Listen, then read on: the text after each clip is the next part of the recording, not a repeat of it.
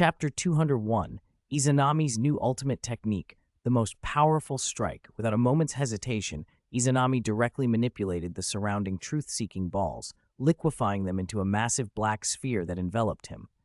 The multicolored natural disasters slammed into the black globe. Rainbow-like lightning stabbed at it continuously. Gale force winds and shimmering floods battered it without relent.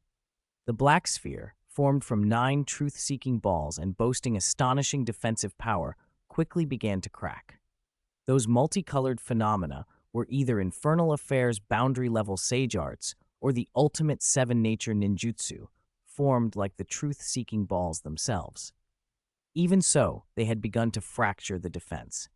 While Izanami worked to seal the fissures in the black sphere and prolong the truth-seeking ball's protection, the white rabbit, its lower half submerged in the flood, suddenly opened its mouth and condensed a multicolored mass of light, swallowing it whole like a partially transformed tailed beast Jinchuriki charging a tailed beast ball.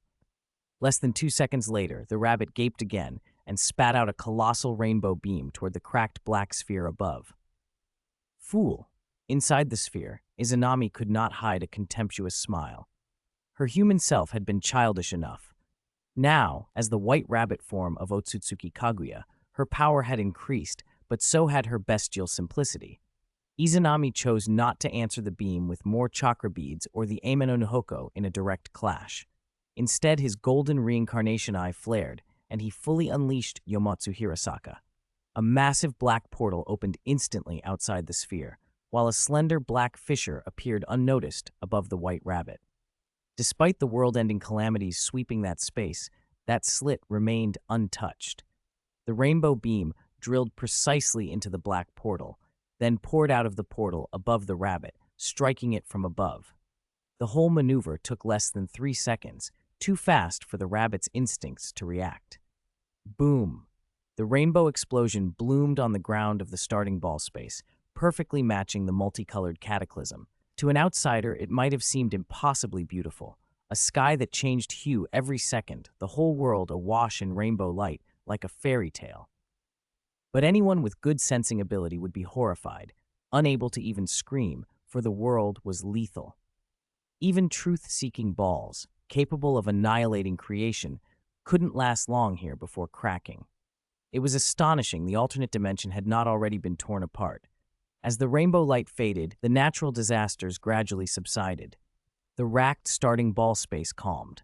On cracked, water-stained red earth lay a white, mud-smeared mound of flesh that twitched, Otsutsuki Kaguya in her tailed beast white rabbit form.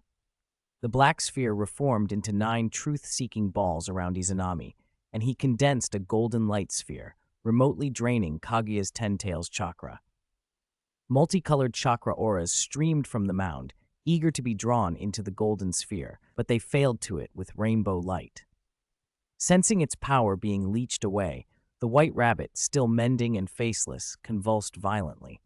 The starting ball space shuddered as mountain-sized branches burst from the ground and fanned outward like a nest of serpents. The red earth turned into a roiling green sea, studded with colossal sky serpents that rose like tentacles and whooshed through the air. Each branch exceeded the wooden hands of wood release. True several thousand hands, summit Buddha and dwarfed tailed beasts. A light knock from one would hurl a biju far away. The branches carried Infernal Affairs boundary-level chakra, making them difficult even for a truth-seeking ball's self-destruction to fully erase. Izanami seemed to have seen this possible future. He did not waste the truth-seeking balls on a passive defense. After retracting the golden light sphere, he used Yomatsu Hirasaka and slipped into the black portal, his movement allowing the indiscriminate branches to miss him.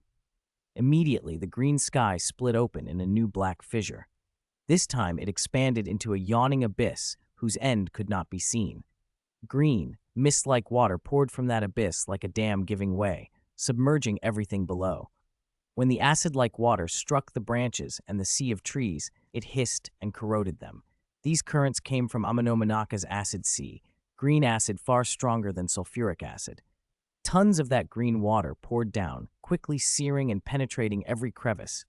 The battered white rabbit, not yet healed, was drowned under the onslaught. A deafening roar rose from the forest sea's depths. This should be enough, Izanami muttered. He flew out of the black portal. His golden reincarnation eye pierced the warped forest and the white rabbit's body, directly probing its essence.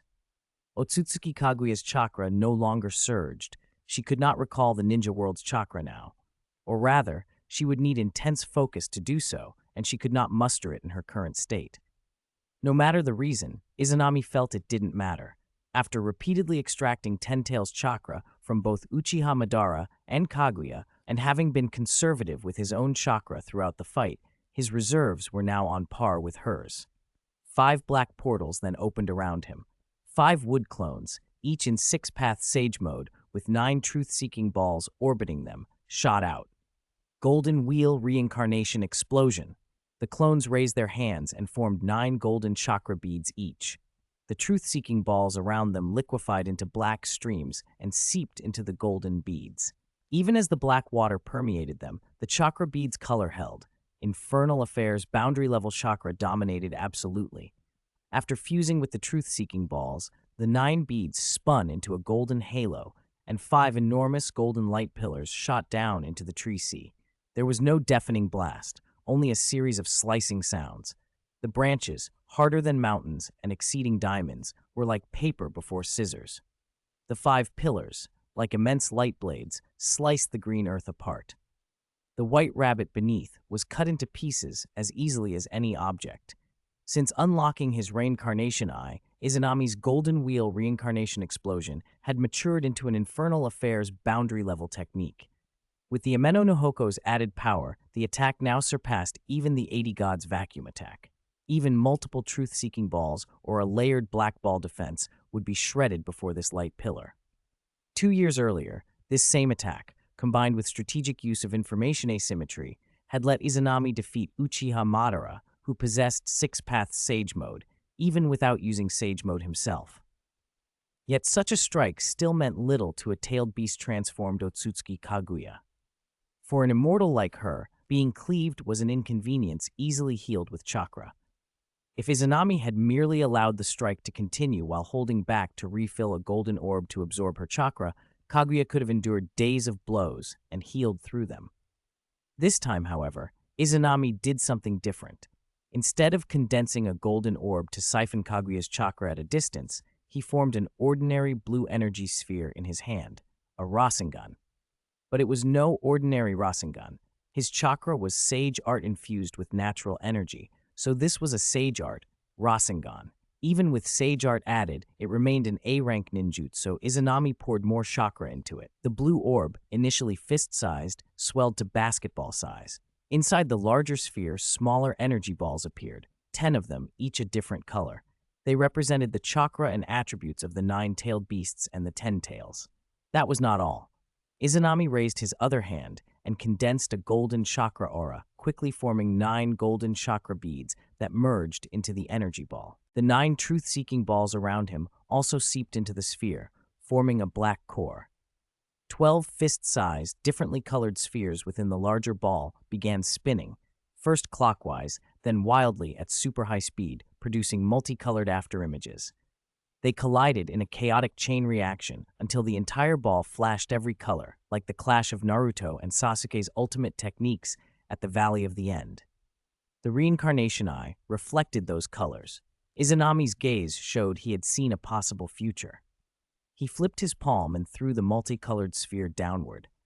At the same time, he opened Yomatsu Hirasaka and left the starting ball space. The 5 wood clones continued driving the golden light pillars into the tree sea, keeping the white rabbit from reforming into Kaguya or using Amanamanaka to escape. The rabbit's voluntary tailed beast transformation, grave injuries, and severe chakra loss, combined with the fact it wasn't the goddess's true body, meant it had finally succumbed to the 10 tails' will. The energy ball flickered its 12 colors until it condensed into a single, multicolored rainbow sphere. It slipped through a gap and plunged into the tree sea. Whoosh! There was no world-shattering blast, only a pure white light, like infinite Tsukuyomi, blooming from within the forest and spreading outward. As it spread, the white shifted into rainbow hues. In an instant, the 5 wood clones engulfed by the light, the golden pillars still bristling with terrifying cutting power, vanished. The tree seed that had reshaped the starting ball space and the white rabbit that had been sliced into pieces vanished as well. The starting ball space itself seemed to have become nothing but rainbow light, an alternate dimension reduced to a single prismatic expanse. Izanami floated in the space-time tunnel, watching the curved door that represented the starting ball space, wondering if it would disappear entirely. If the door vanished, the starting ball space would be gone too. He waited, and soon, the result became clear. Chapter 202, The Destruction of the Alternate Dimension, a Massive Explosion. The alternate dimension gate in the space-time tunnel stood warped and riddled with cracks, looking horribly out of place compared to the other doors. Izanami's face was grave. Through his reincarnation eye, he could see energy fluctuations from those fractures far beyond the intensity of the all-killing ash bones. Without a doubt, it was raw space-time power. Space-time was the 8th attribute beyond the 7 elemental transformations, an innate mark of the pure-blood Otsutsuki, a higher dimensional force. Even an elite jonin like Kakashi mastering space-time techniques had once breached Kaguya Otsutsuki. Space-time itself towered above even truth-seeking ball and infernal affairs boundary techniques. Izanami felt the deadly presence radiating from those cracks. Whatever lay on the other side of the starting ball space had been driven to the brink.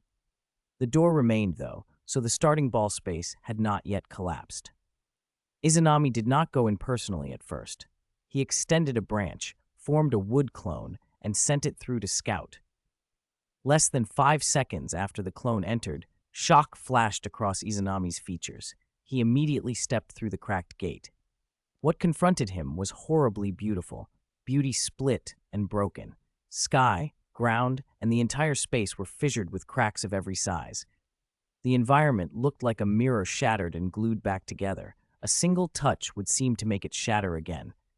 The once red ground, its ripples gone, had no trees or intact land, only white abysses spread like a spiderweb. Even the sky's cracks ran down into the ground. Those abysses were space-time rifts. Izanami's own attack had nearly collapsed the entire alternate dimension. He hadn't expected such catastrophic consequences. He'd thought he'd overestimated the new ultimate technique's power. The future he glimpsed suggested that if he remained in the starting ball space, even with truth-seeking ball defenses, his main body would be annihilated by his own attack. That realization forced him to retreat quickly. The rainbow light ball had detonated too fast. He'd intended to have the wood clone use Celestial God of Everything to peer further into the future, but the clone died even faster. Izanami could not name or fully understand the technique yet. As it turned out, though, the attack was almost strong enough to destroy an alternate dimension, an effect second only to Kaguya Otsutsuki's space-collapsing power and her world-devouring, expanding truth-seeking ball. There was a key difference. Kaguya's expanding truth-seeking ball could annihilate worlds precisely because it channeled all of a chakra ancestor's chakra into a single point. Without chakra on the scale of a chakra ancestor or a Ten-Tails Jinchuriki, even a mastered infernal affairs boundary couldn't reach that effect. Izanami's attack, however, hadn't consumed his entire chakra, or even a third. The technique was an improvised ultimate born when his chakra control reached a new, colorful sublimation. Centered on Sage Art, Super Hurricane Serial Spheres, it fused Ten-Tails Chakra, the creative force of chakra beads, and Ameno no Nuhoko, plus the destructive principle of the truth-seeking ball. The fusion of these powers, especially the miracles of the chakra beads and Ameno no Nuhoko, amplified it into something only slightly weaker than the expanding truth-seeking ball, but with far lower chakra cost. Without the beads and the spear, it might have been only a step above the Golden Wheel reincarnation explosion that once defeated Madara Uchiha. With them, it became something else entirely. The white residue, chunks of white mud that were left from the explosion, drifted away like the dust of Edo Tensei bodies, slowly accumulating into a small, mountain-shaped pile. Its regeneration was far slower now. Izanami brought forth a golden light ball and thrust it down. Ten-Tails chakra, leaking from the shattered corpse, streamed into the light ball.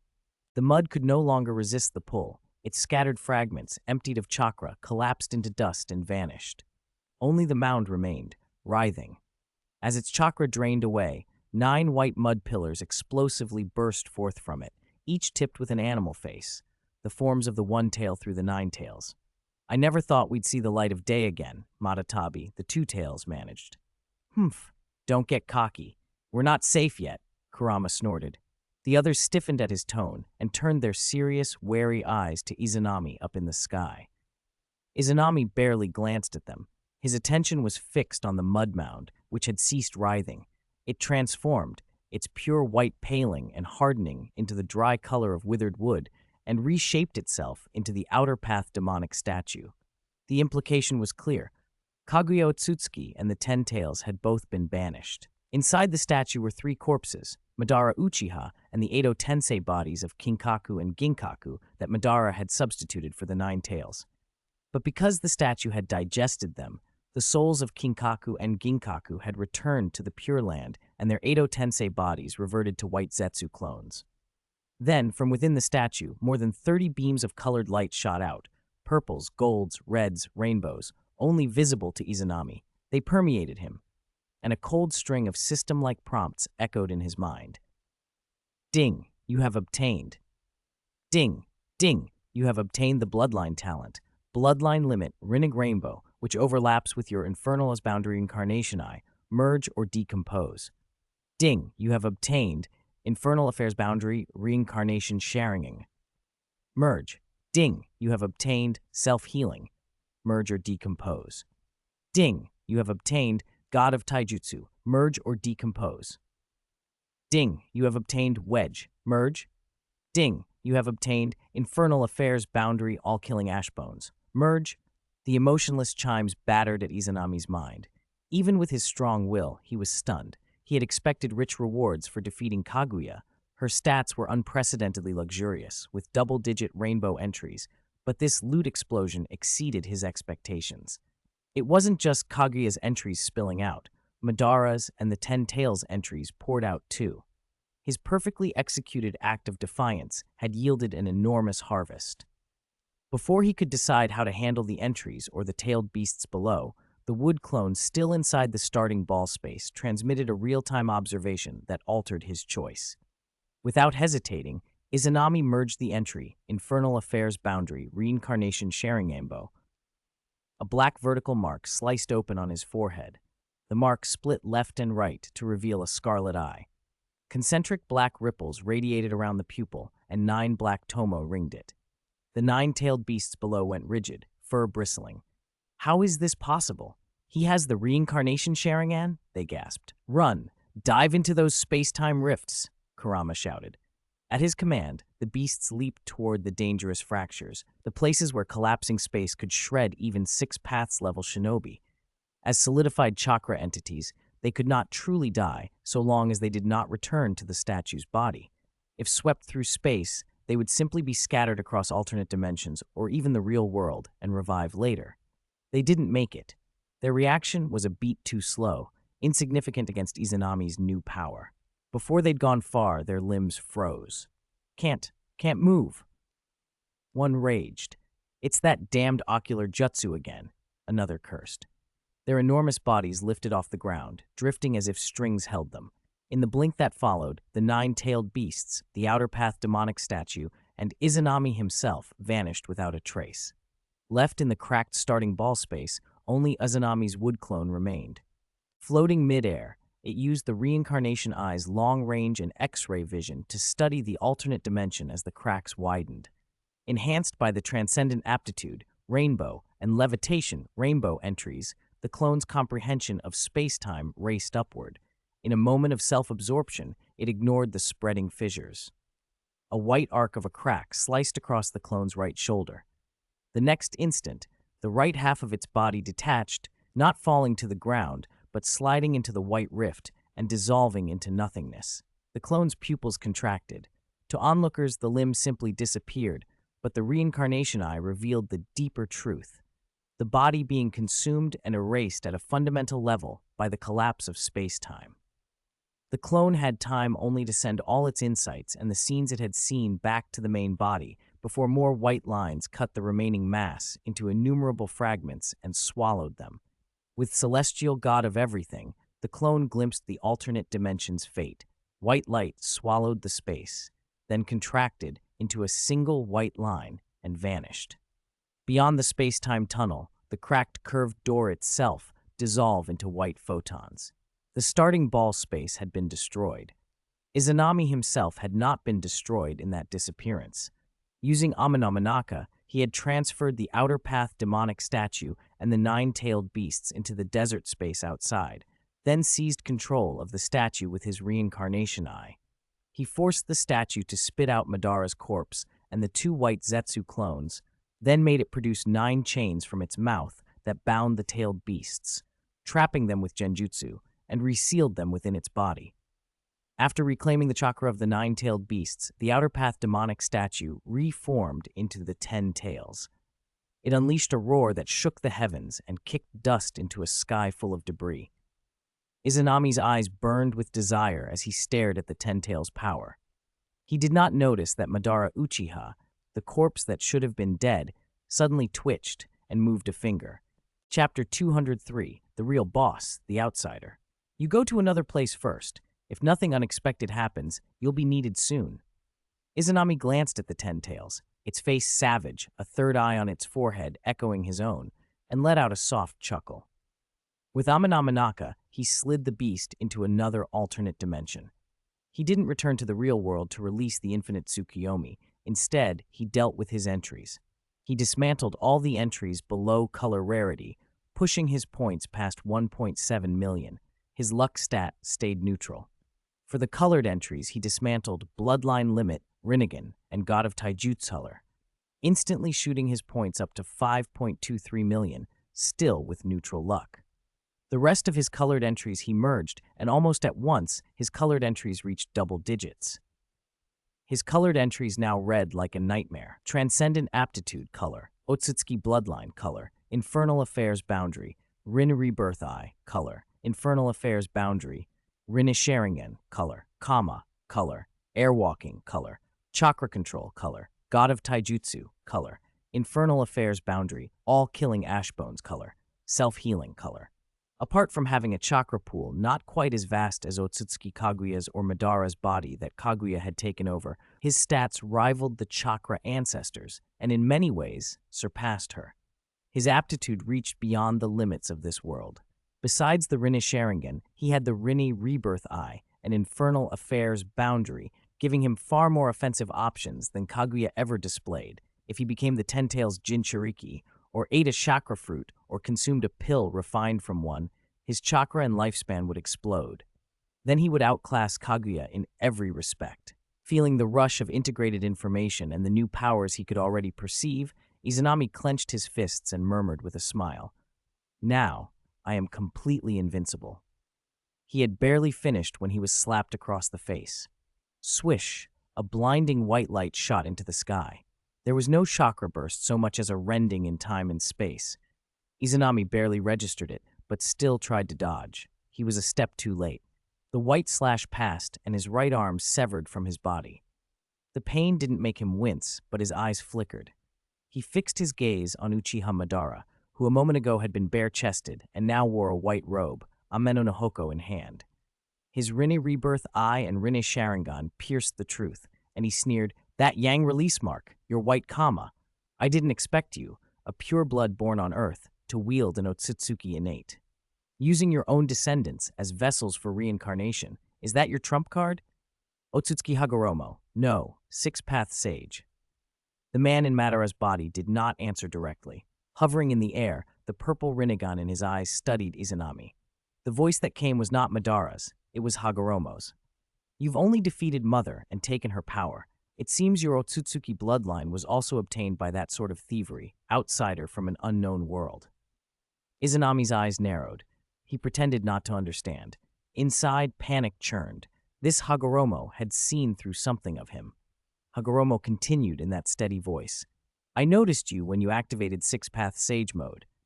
At first I thought you were the figure Mother feared, someone who lived 1,000 years by constantly stealing power with Kama, aiming to reclaim the Divine Tree's strength.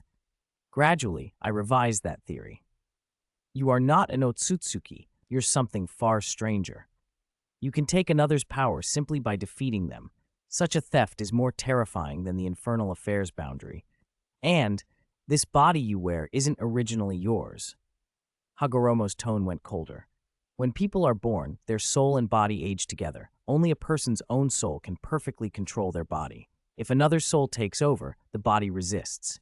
Even if the usurper forces control, the body collapses within a few years. Kama can rewrite a body's data to match the soul, even altering appearance. But you are different. Your soul and this body are 100% compatible, as if you were born into this world. If I hadn't seen that your soul's strength and age don't match this body, I would never have detected a flaw. This method of reincarnation, neither soul possession nor Kama, is like reliving a life with memories and spiritual energy. I thought perhaps you were a reincarnated soul from the Pure Land, but this method that can steal even the divine tree's power doesn't belong to this world's system. Hagoromo's certainty hardened.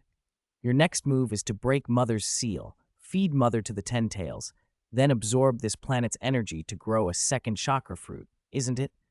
Though phrased as a question, Hagoromo sounded sure. Izanami fell silent for a moment. The waves inside him settled. He smiled with an amused curl to his lips. So that's it. Is that why you backed Madara and targeted me from the shadows? With doubts laid to rest, he dropped any pretense and spoke admiringly. As expected of this planet's world will.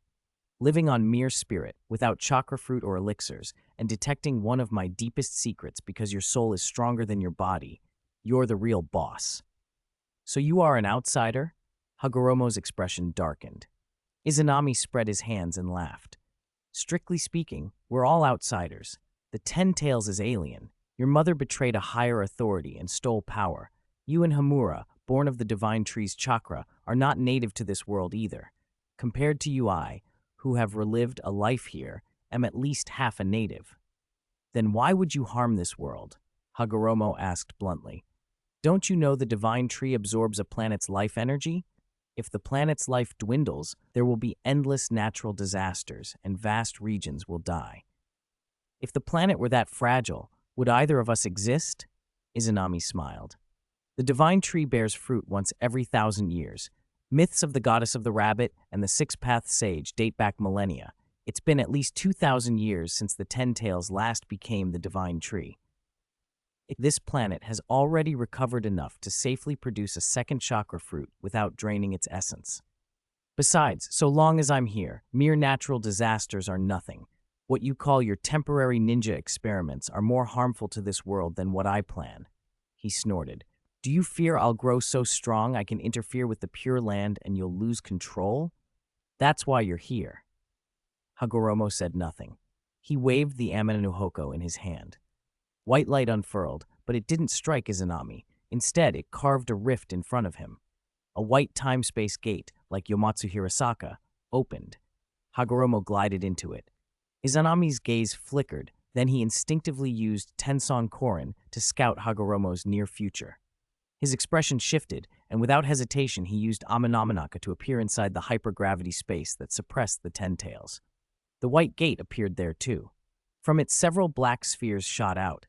Like chakra beads, they flipped from black to white, spun rapidly, and coalesced into a white wheel of light that became a pure white tornado roaring toward the Ten Tails.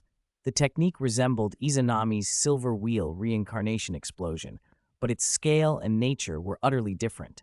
Space itself twisted around that white tornado. Wherever it passed, it left scorched, tearing white marks. It was the same time-space turbulence that had instantly killed Izanami's wood clone earlier. Izanami's pupils tightened.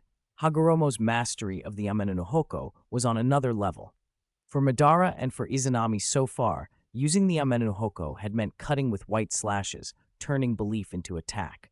Izanami had gone further. Recognizing the Amenohoko's similarity to chakra beads, he had experimented with creation and combined the two to destroy an alternate dimension.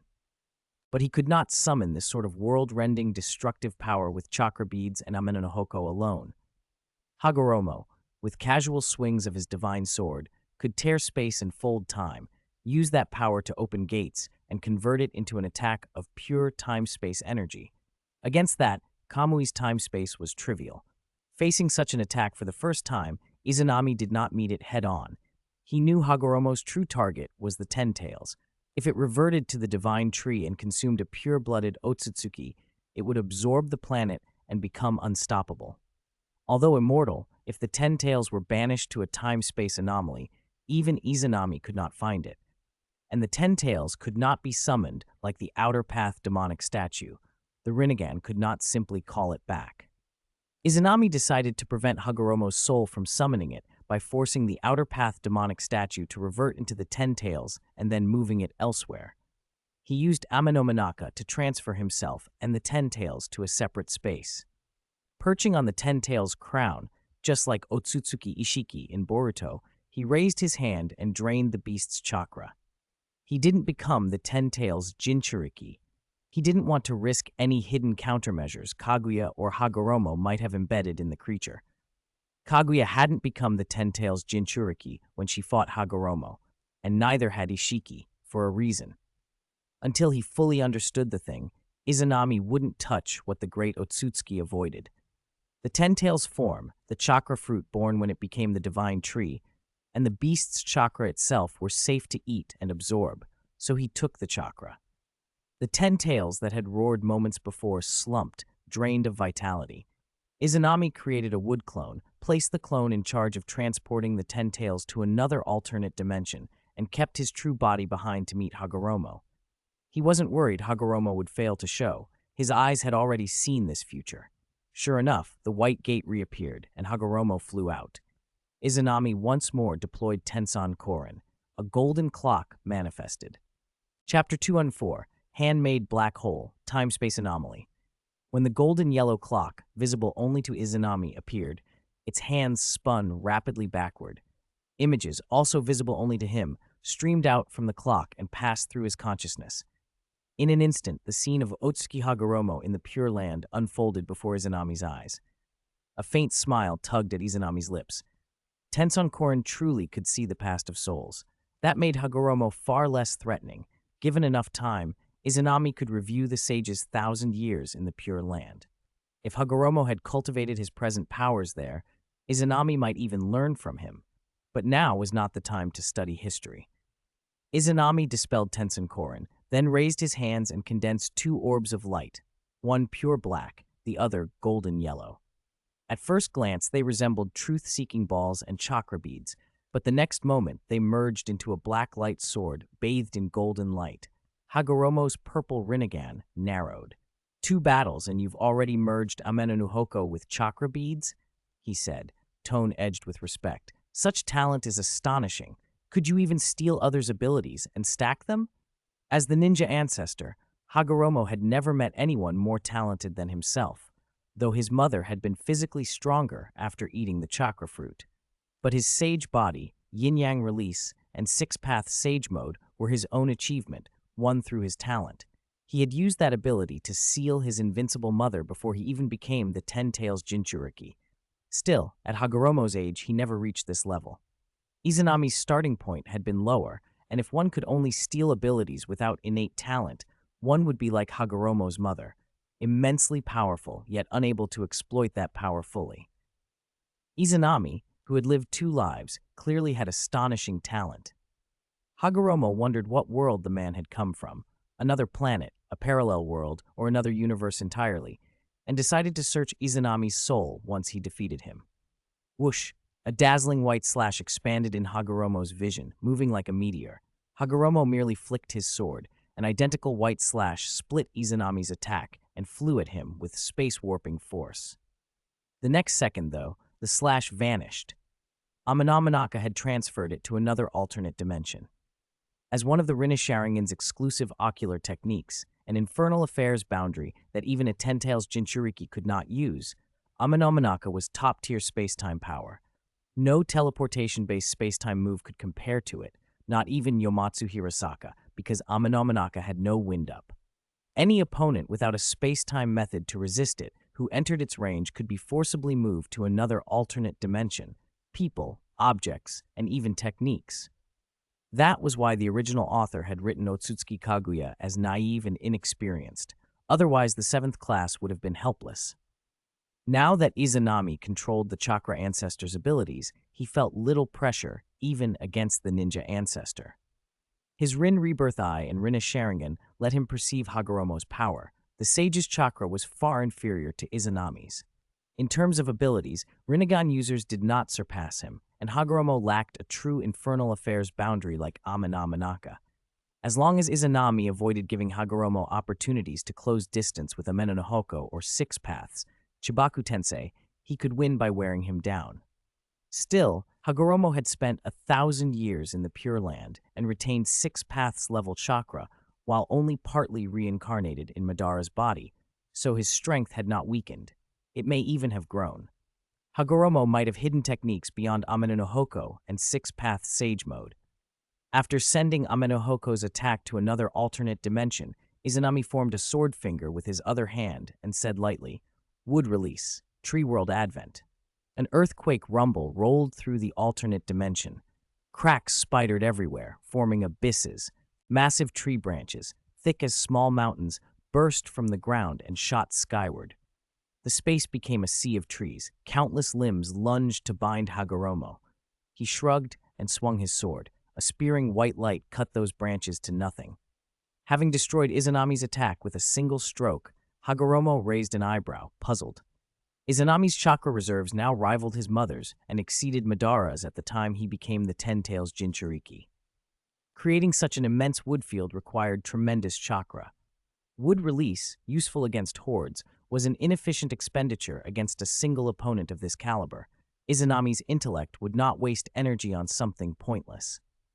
Before Hagoromo could analyze further, a deafening roar filled the air. Giant golden yellow fists, the 80 Gods vacuum attack, swelled and engulfed him.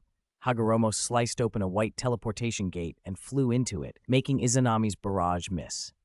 Izanami hung in place and used Tenson Korin to study the future of this space. Then he spun and fired a bone arrow toward 4 o'clock. As the arrow flew, a white crack opened ahead and tore into a teleportation gate. Before the arrow could reach it, a pure white tornado whipped out from within, twisting and tearing space and pulverizing the bone arrow as it hurtled toward Izanami. This time, Izanami didn't evade. He pointed and opened a black crack that rapidly became a black teleportation gate. The roaring white tornado streamed into it, but failed to destroy the gate. Yet as Izanami used Yomatsu Hirasaka, a white mark opened in the space behind him. Yomatsu Hirasaka was undetectable even to Six Paths Sage Mode, so Izanami had no warning of it. A black sword shot out from within, and Izanami's figure vanished. Hagoromo emerged from a white gate, looked down at the sea of trees, and realization flashed across his face. Izanami had expended chakra to seed this alternate dimension with Flying Thunder God formulas and wood clones as monitors. Hagoromo flew back into the white gate and disappeared from that dimension. Izanami, in the Tree Sea, continued to use Tenson Korin to observe the future. 5 minutes passed without sign of white cracks. Doubt flickered across Izanami's face. Is he not going to fight?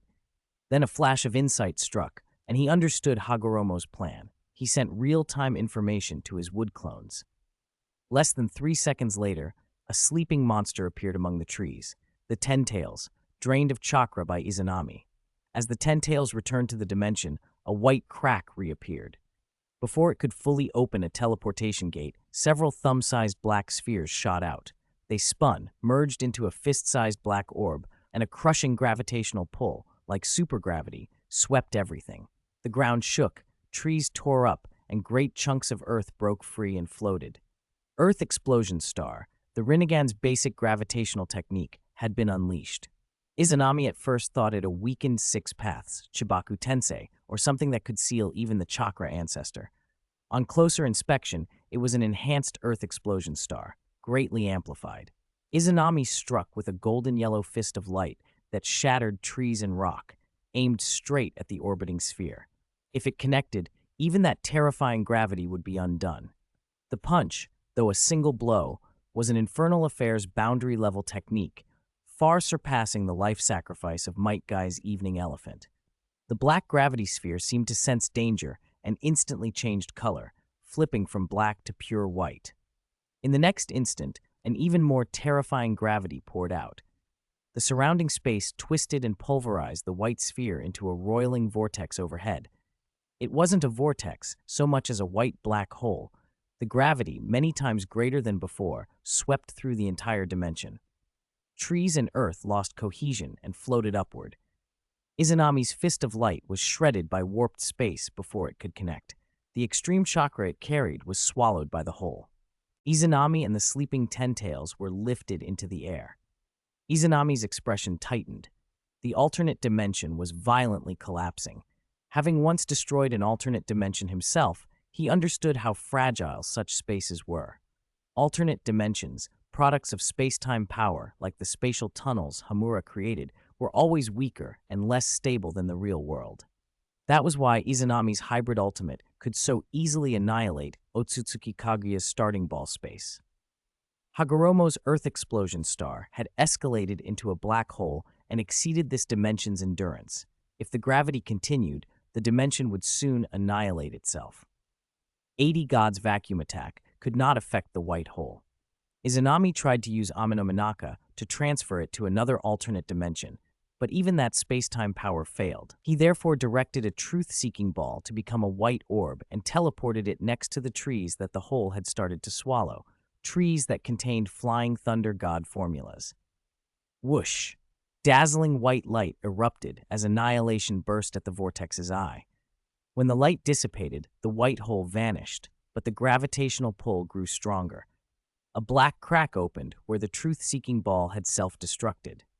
The orb had destroyed the white hole and transformed it into a stronger time-space anomaly, accelerating the dimension's destruction. Izanami had heard of time-space anomalies, but never seen one. In the ruins where Grelel stone veins lay, an ancient ritual array could summon such an anomaly as a contingency to destroy the vein before an explosion could level half a continent. Unlike the beautiful white space cracks, a black time-space anomaly radiated a savage, devouring aura. Once it appeared, the space had no chance of being saved. Izanami used the chakra in the surrounding branches to form a wood clone and then, with his true body, employed Yomotsu Hirasaka to take the Ten-Tails out of the doomed dimension. He did not use Amenominaka because he could not be sure whether Hagoromo was waiting for him in another alternate dimension. Traveling to the space-time tunnel that connected countless dimensions was the safest option. Besides, 2 of the 6 alternate dimensions had already collapsed. Izanami needed to find new dimensions and re-establish links with Amenominaka. Soon, the offense and defense will be reversed. Before leaving, Izanami glanced once at the time-space anomaly. A golden-yellow gleam flashed in his Rinne Rebirth eye as he thought it through. Chapter 215, Half a Month, Game Over. An alternate dimension not linked to Amenominaka stretched beneath a green sky and across a flat plain. Izanami stood there with the Ten-Tails and, through a wood clone's perspective, watched the alternate dimension collapse again. Unlike the earlier world that had been bathed in white light, this one fell apart like a ruined building. Sky and earth fracturing, trees and soil being sucked into a time-space anomaly that radiated a terrifying gravity. The anomaly kept expanding until it consumed the entire dimension. Izanami did not witness the destruction directly. He had seen it as a possible future through Tensun Korin. The spreading time-space rift was beautiful and deadly at once. Once a time-space anomaly reached a certain size, its gravity made even time-space techniques unreliable. That kind of effect didn't faze Izanami's Amenominaka and Yomotsu Hirasaka, but if it had been Kamui pierced by such gravity, the results could have been catastrophic. The time-space anomaly is basically the ultimate form of Sasuke's great sun spirit, Izanami muttered, a curve rising at the corner of his mouth. Losing 2 alternate dimensions and watching both collapse, each in a different way, had sharpened his understanding of time and space. The experience, combined with his transcendence aptitude, color, and aerial color attributes, had sparked new inspiration for ninjutsu. Before Otsutsuki Hagoromo could find him, Izanami clapped his hands and produced 12 chakra beads. They formed a brilliant halo, then scattered into countless golden photons that seemed to merge into the void rather than simply vanish. His Rinne Rebirth eye and Rinne Sharingan shimmered as his gaze linked to that alternate dimension, folding it into Amenominaka's network. a white crack opened like a doorway, and Hagoromo's figure flew out. Without a word, Hagoromo still held the Amenohoko and unleashed a space-rending white slash at the Ten Tails. Izanami instinctively prepared to transfer the beast to another dimension. Using Tensun-korin, he glimpsed the Ten Tails' immediate future and halted the activated eye power. He raised a black light sword, born from the fusion of chakra beads and Amenohoko, and cut a golden-yellow slash. When Hagoromo's white slash met Izanami's golden one, neither was instantly disintegrated. The white strike split the golden beam in two after a few seconds and pressed forward with undiminished force. In those seconds, Izanami split off a wood clone and used Yomatsu Hirasaka to ferry the Ten Tails away. The clone avoided Amanamanaka's other alternate dimensions. Hagoromo had already stationed clones there, and transferring the Ten Tails into one of those would have invited an ambush. An eye that sees the future, what a troublesome ability, Hagoromo said, then turned cold. If he couldn't banish the Ten Tails, he'd at least try to seal or eliminate Izanami. Hagoromo abandoned caution and flew at him with a Amenohoko raised.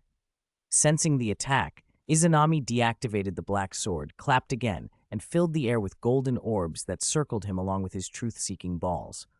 One tiny bead, no larger than a fingernail, rested in his palm. Hagoromo observed all of this.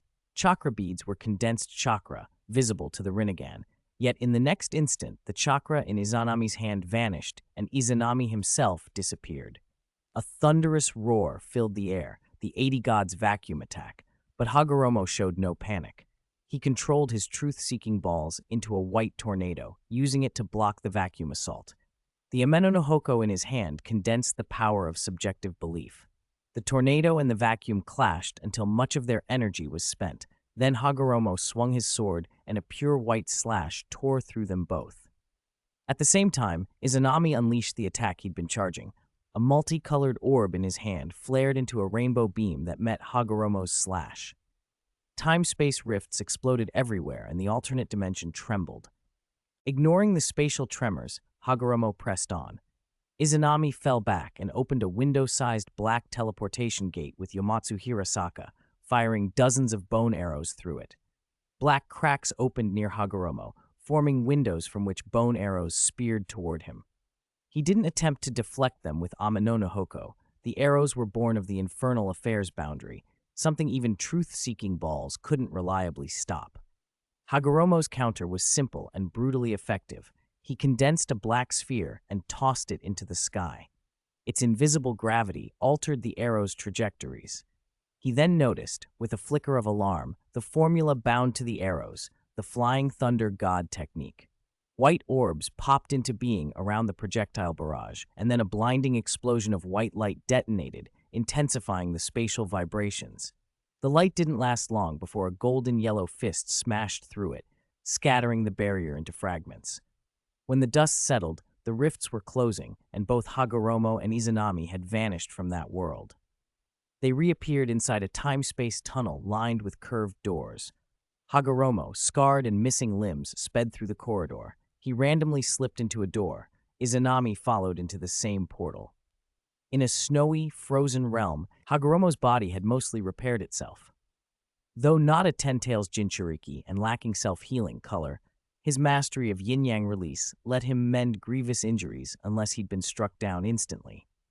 Hagoromo attacked again, but this time he didn't slash. He hurled the Amenohoko and it transformed from black to gold, morphing into a chain net heavy with subjective power and sealing properties. Izanami barely had time to dodge. The net snapped at him like a living thing, its gravity trying to drag him in. Izanami calmly reshaped a chakra bead into a metallic object, and Hagoromo, alerted, summoned another Amenohoko. The scene shifted suddenly to a supergravity realm. Both warriors dropped to a knee. Izanami fired 2 bone arrows. Hagoromo shrugged, formed a black sphere around himself, and then a white crack split it open, and he vanished again. Izanami smiled wryly. If simple tricks had worked, he and Hamura would have been dead long ago. 1,000 years of experience had turned Hagoromo into a crafty veteran. Still, Izanami pursued him through door after door, the ice realm, the supergravity space, a pillar-strewn dimension like Kamui. Each environment became a weapon or a trap. They tried sealing and killing each other with schemes perfectly tailored to the local rules, and each scheme was countered. They avoided six-path Sage mode entirely and used only the most basic truth-seeking ball attacks. Against the Infernal Affairs boundary, even great ninjutsu and Sage transformations were insignificant. Yin-yang release, chakra beads, ameno no hoko, and time-space techniques required little chakra and were lethally efficient. Over half a month of relentless combat, both had deciphered the other's trump cards, their respective styles nullifying one another again and again. Whenever one gained an edge, the other seized a chance to flee. Izanami rarely found himself at a true disadvantage. His eyes showed him the future. Every time he entered an alternate dimension, he secretly planted a wood clone there to provide a god's eye view. Even when pressured, he could slip through Amino Manaka to another dimension and turn danger into safety. The disparity in their abilities became clear. Hagoromo relied on Ameno no Hoko to mimic Yomatsu Hirasaka, and though the wind-up was brief, it could not match Amino Manaka's instantaneous transfers. After half a month, Izanami's chakra was down by 1/3. Hagoromo's, however, had not diminished. If anything, it had grown. "You've become more disgusting than those who defile souls with forbidden jutsu," Izanami sneered, watching Hagoromo's reserves inch toward his own. "Absorbing the soul chakra of the Pure Land at will, are you the reaper of the Whirlpool clan now?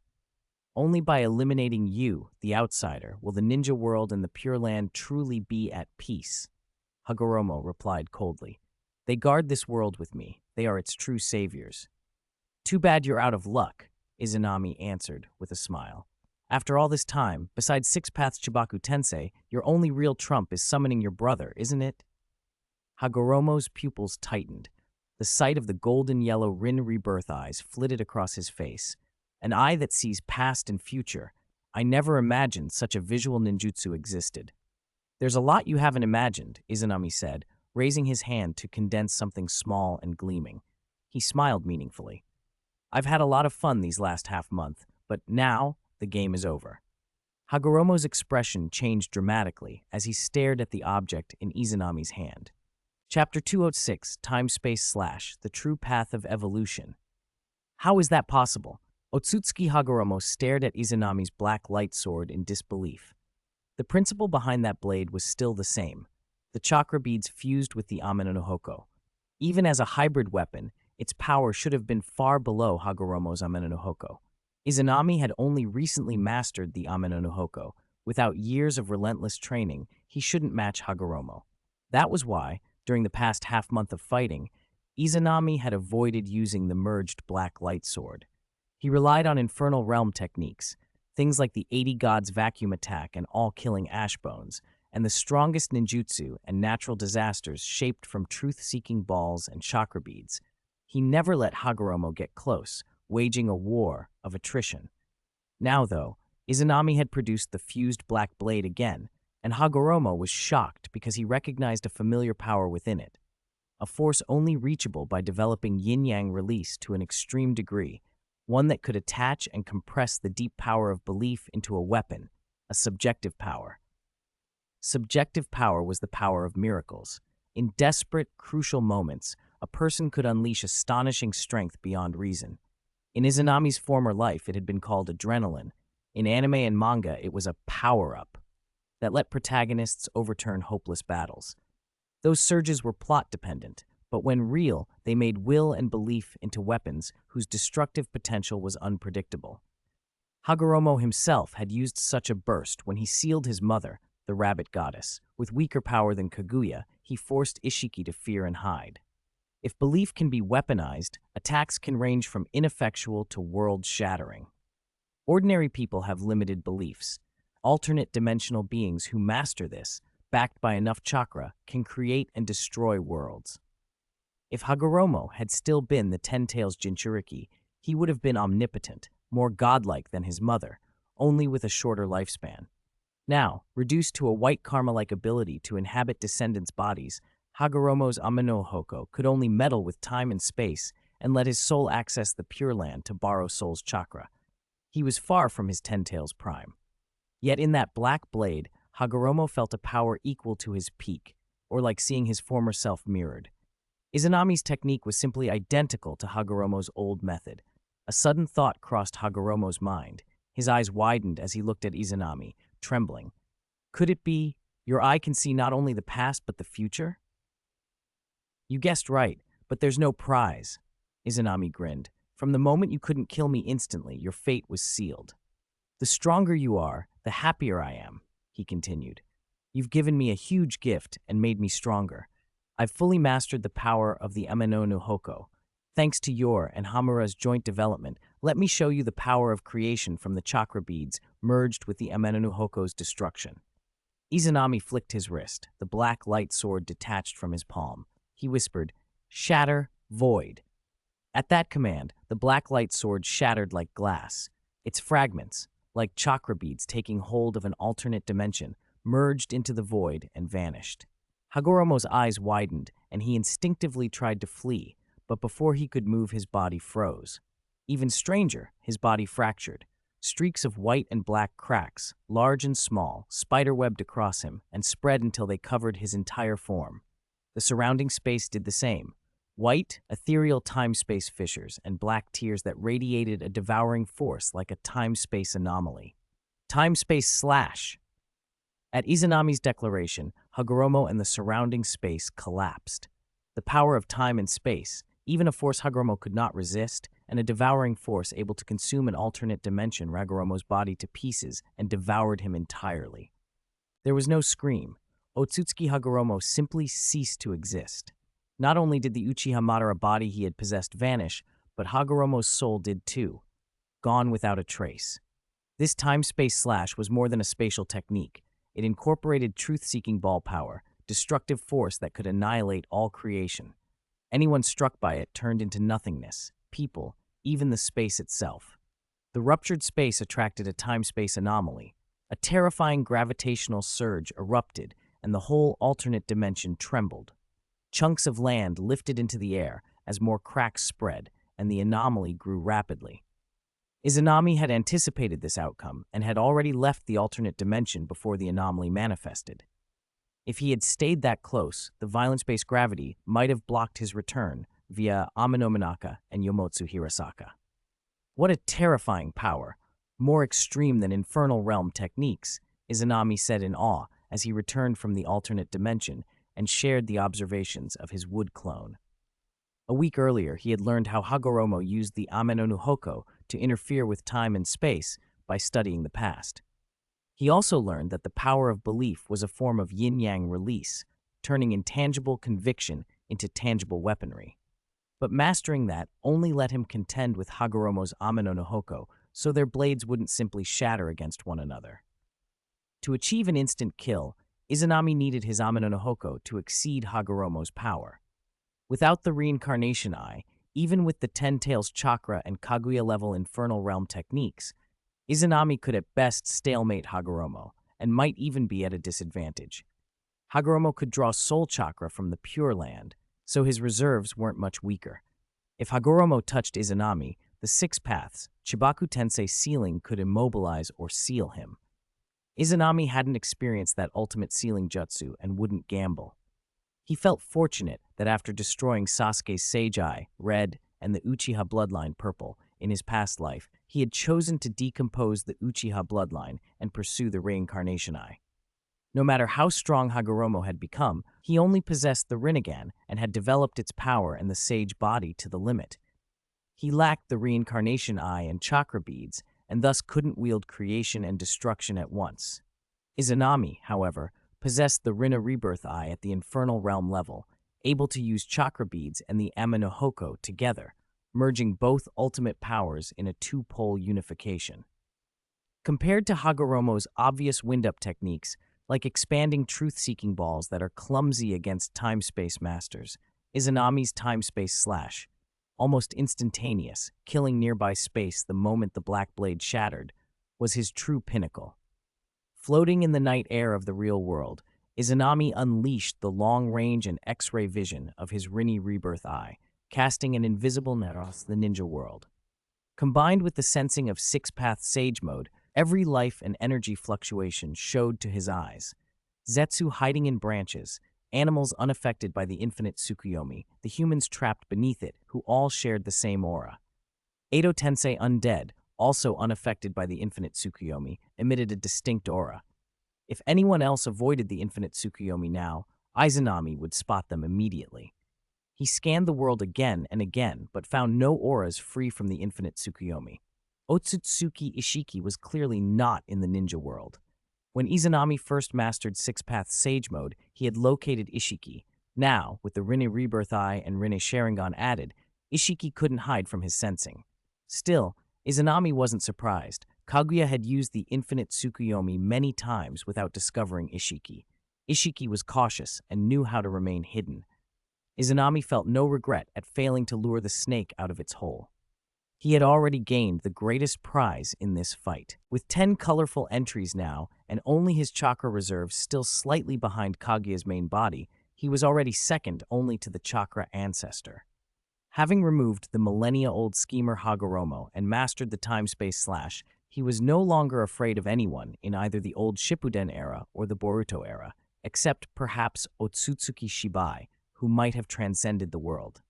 For now, Izanami stood invincible here. Once he dealt with the remaining issues, he had one final goal: to surpass himself, break the lifespan limit, and ultimately transcend the world. Swish! Suddenly several beams of light shot into Izanami's eyes. They appeared out of thin air, and only he could see them. Entry beams that ignored spatial limits and homed in on him. As they entered, prompt sounds echoed in his head. Ding! You have obtained the talent entry, God of Ninjutsu, which overlaps with your own talent entry. Merge or decompose.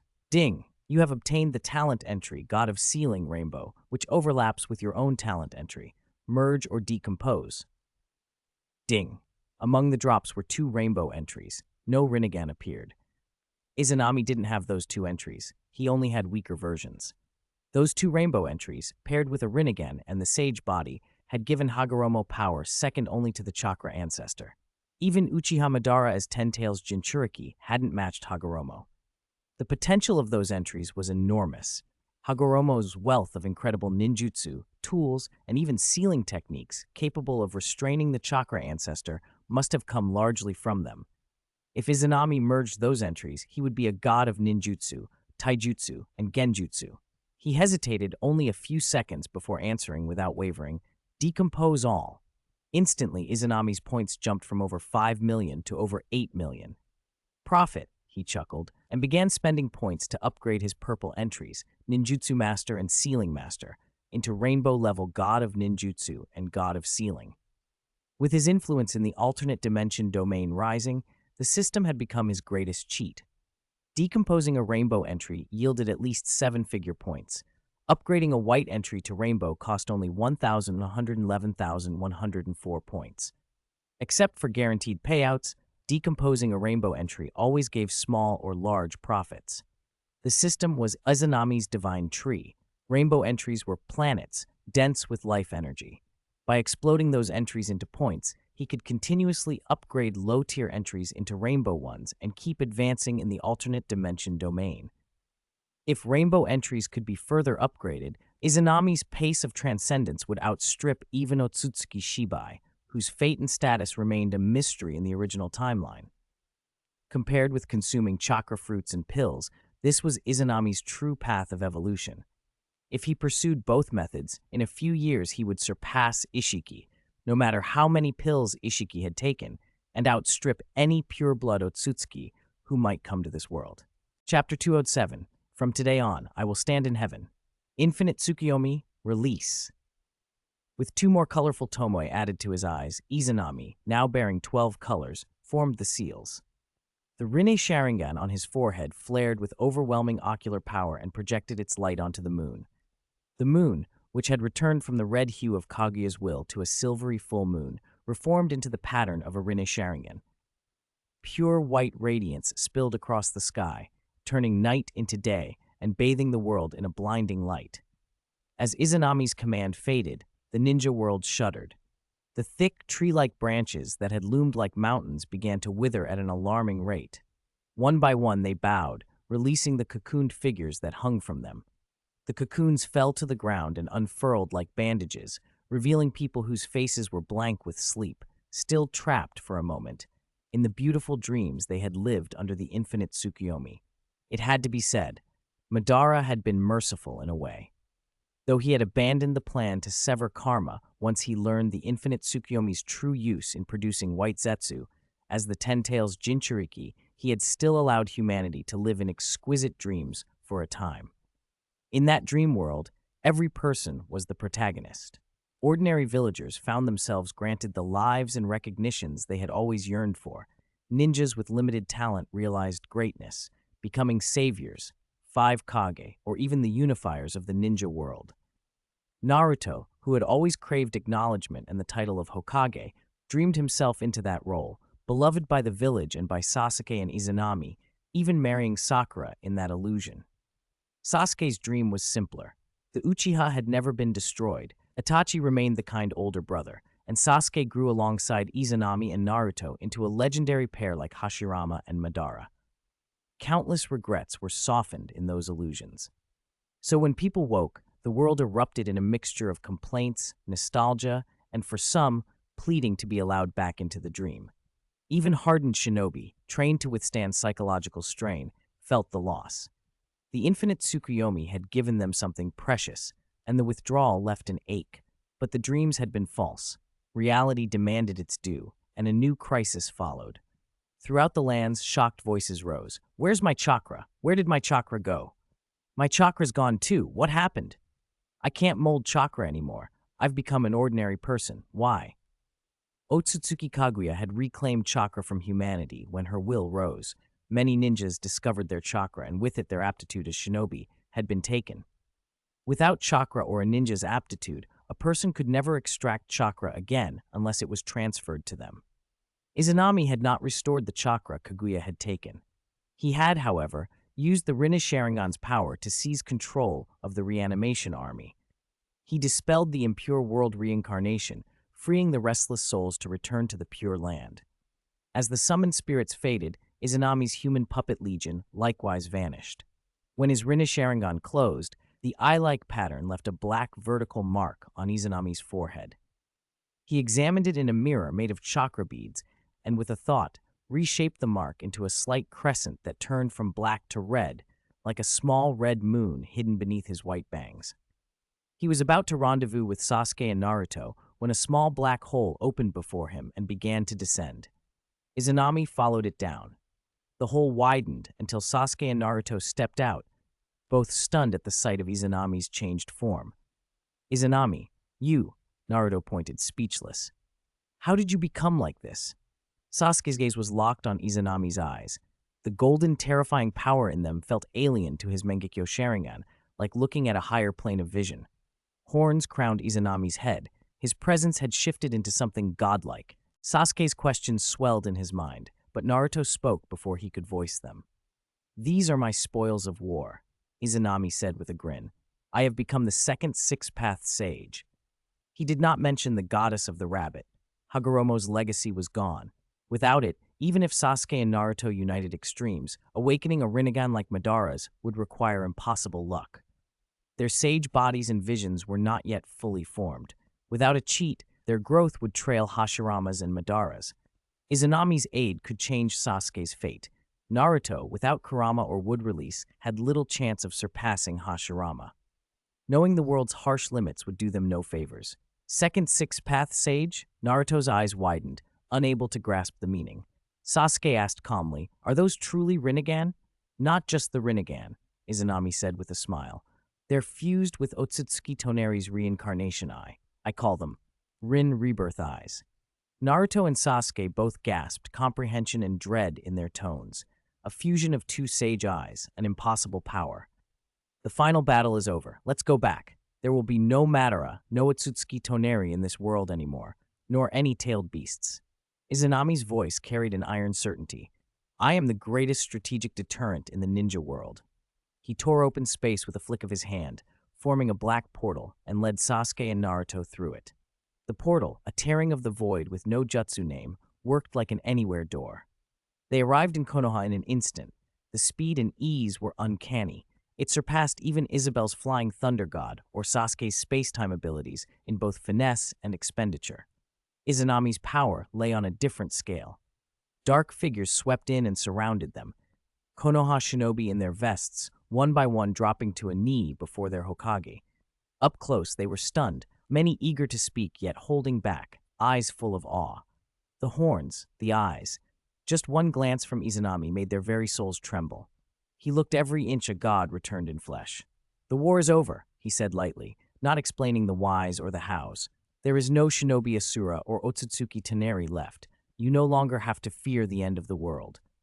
From today onwards, I shall stand in the heavens," he declared. At his words, the kneeling shinobi looked up, faces alight with fervor. Those who had been standing brimmed with excitement. Izanami's smile was small as he raised a single finger. Konoha shuddered, and the withered branches that had gripped the earth detached and floated up, then vanished without a trace.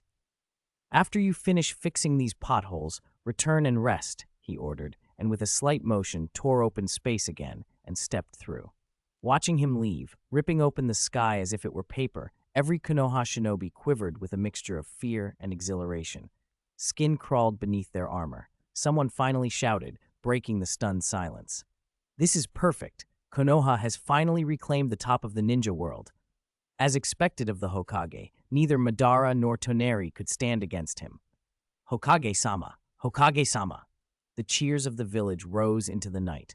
To them, the victor of the world-spanning struggle was unmistakable. The youngest of the 4 super-tier combatants, 6th Hokage Izanami, had returned triumphant.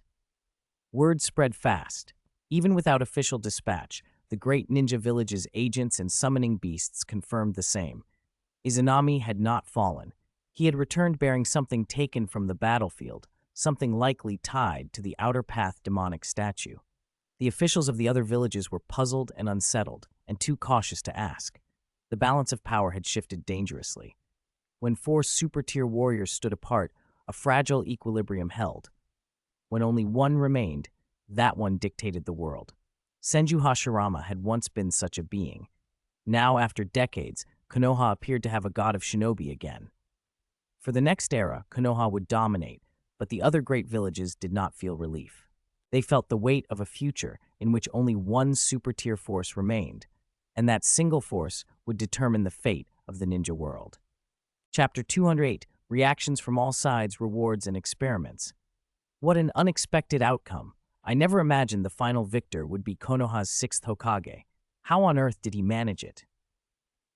In Iwagakure, Onoki, fortunate enough to have escaped having his chakra absorbed by Otsutsuki Kaguya, murmured in disbelief as he read the spy reports. Wood Release truly was a legendary Kekkei Genkai, the power with which the Sage of 6 Paths had once pacified a chaotic world. Yet after witnessing the Sage's eye and the events of the recent battle, Onoki had to admit that even Wood Release felt small compared to mythic powers. Izayoi's chakra had spread across the shinobi world, and Onoki still had little hope for him at first, only that he might act as a counterbalance to Uchiha Madara and Otsutsuki Toneri. Age and Konoha's obvious weaknesses weighed on his mind. But unexpectedly, Izayoi had emerged as the decisive victor of that unknowable final battle. The exact course of the fight remained shrouded. All anyone knew was that the Land of Lightning had been mauled, and that the 2 great enemies, Madara and Toneri, were dead.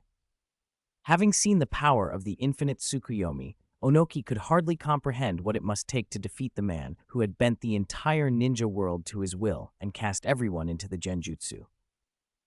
Then there was Toneri, the moon-dwelling Otsutsuki, who had once declared himself a god and treated humans like apes. Could mere Wood Release alone account for this? Even Hashirama's Wood Release could not be casually equated with Uchiha Madara's power. So how had Izayoi, with comparable or even lesser capacity, killed both Madara and Toneri? In a 3-way standoff between 2 super-standard fighters and one other, the only realistic way to win was to possess overwhelming power.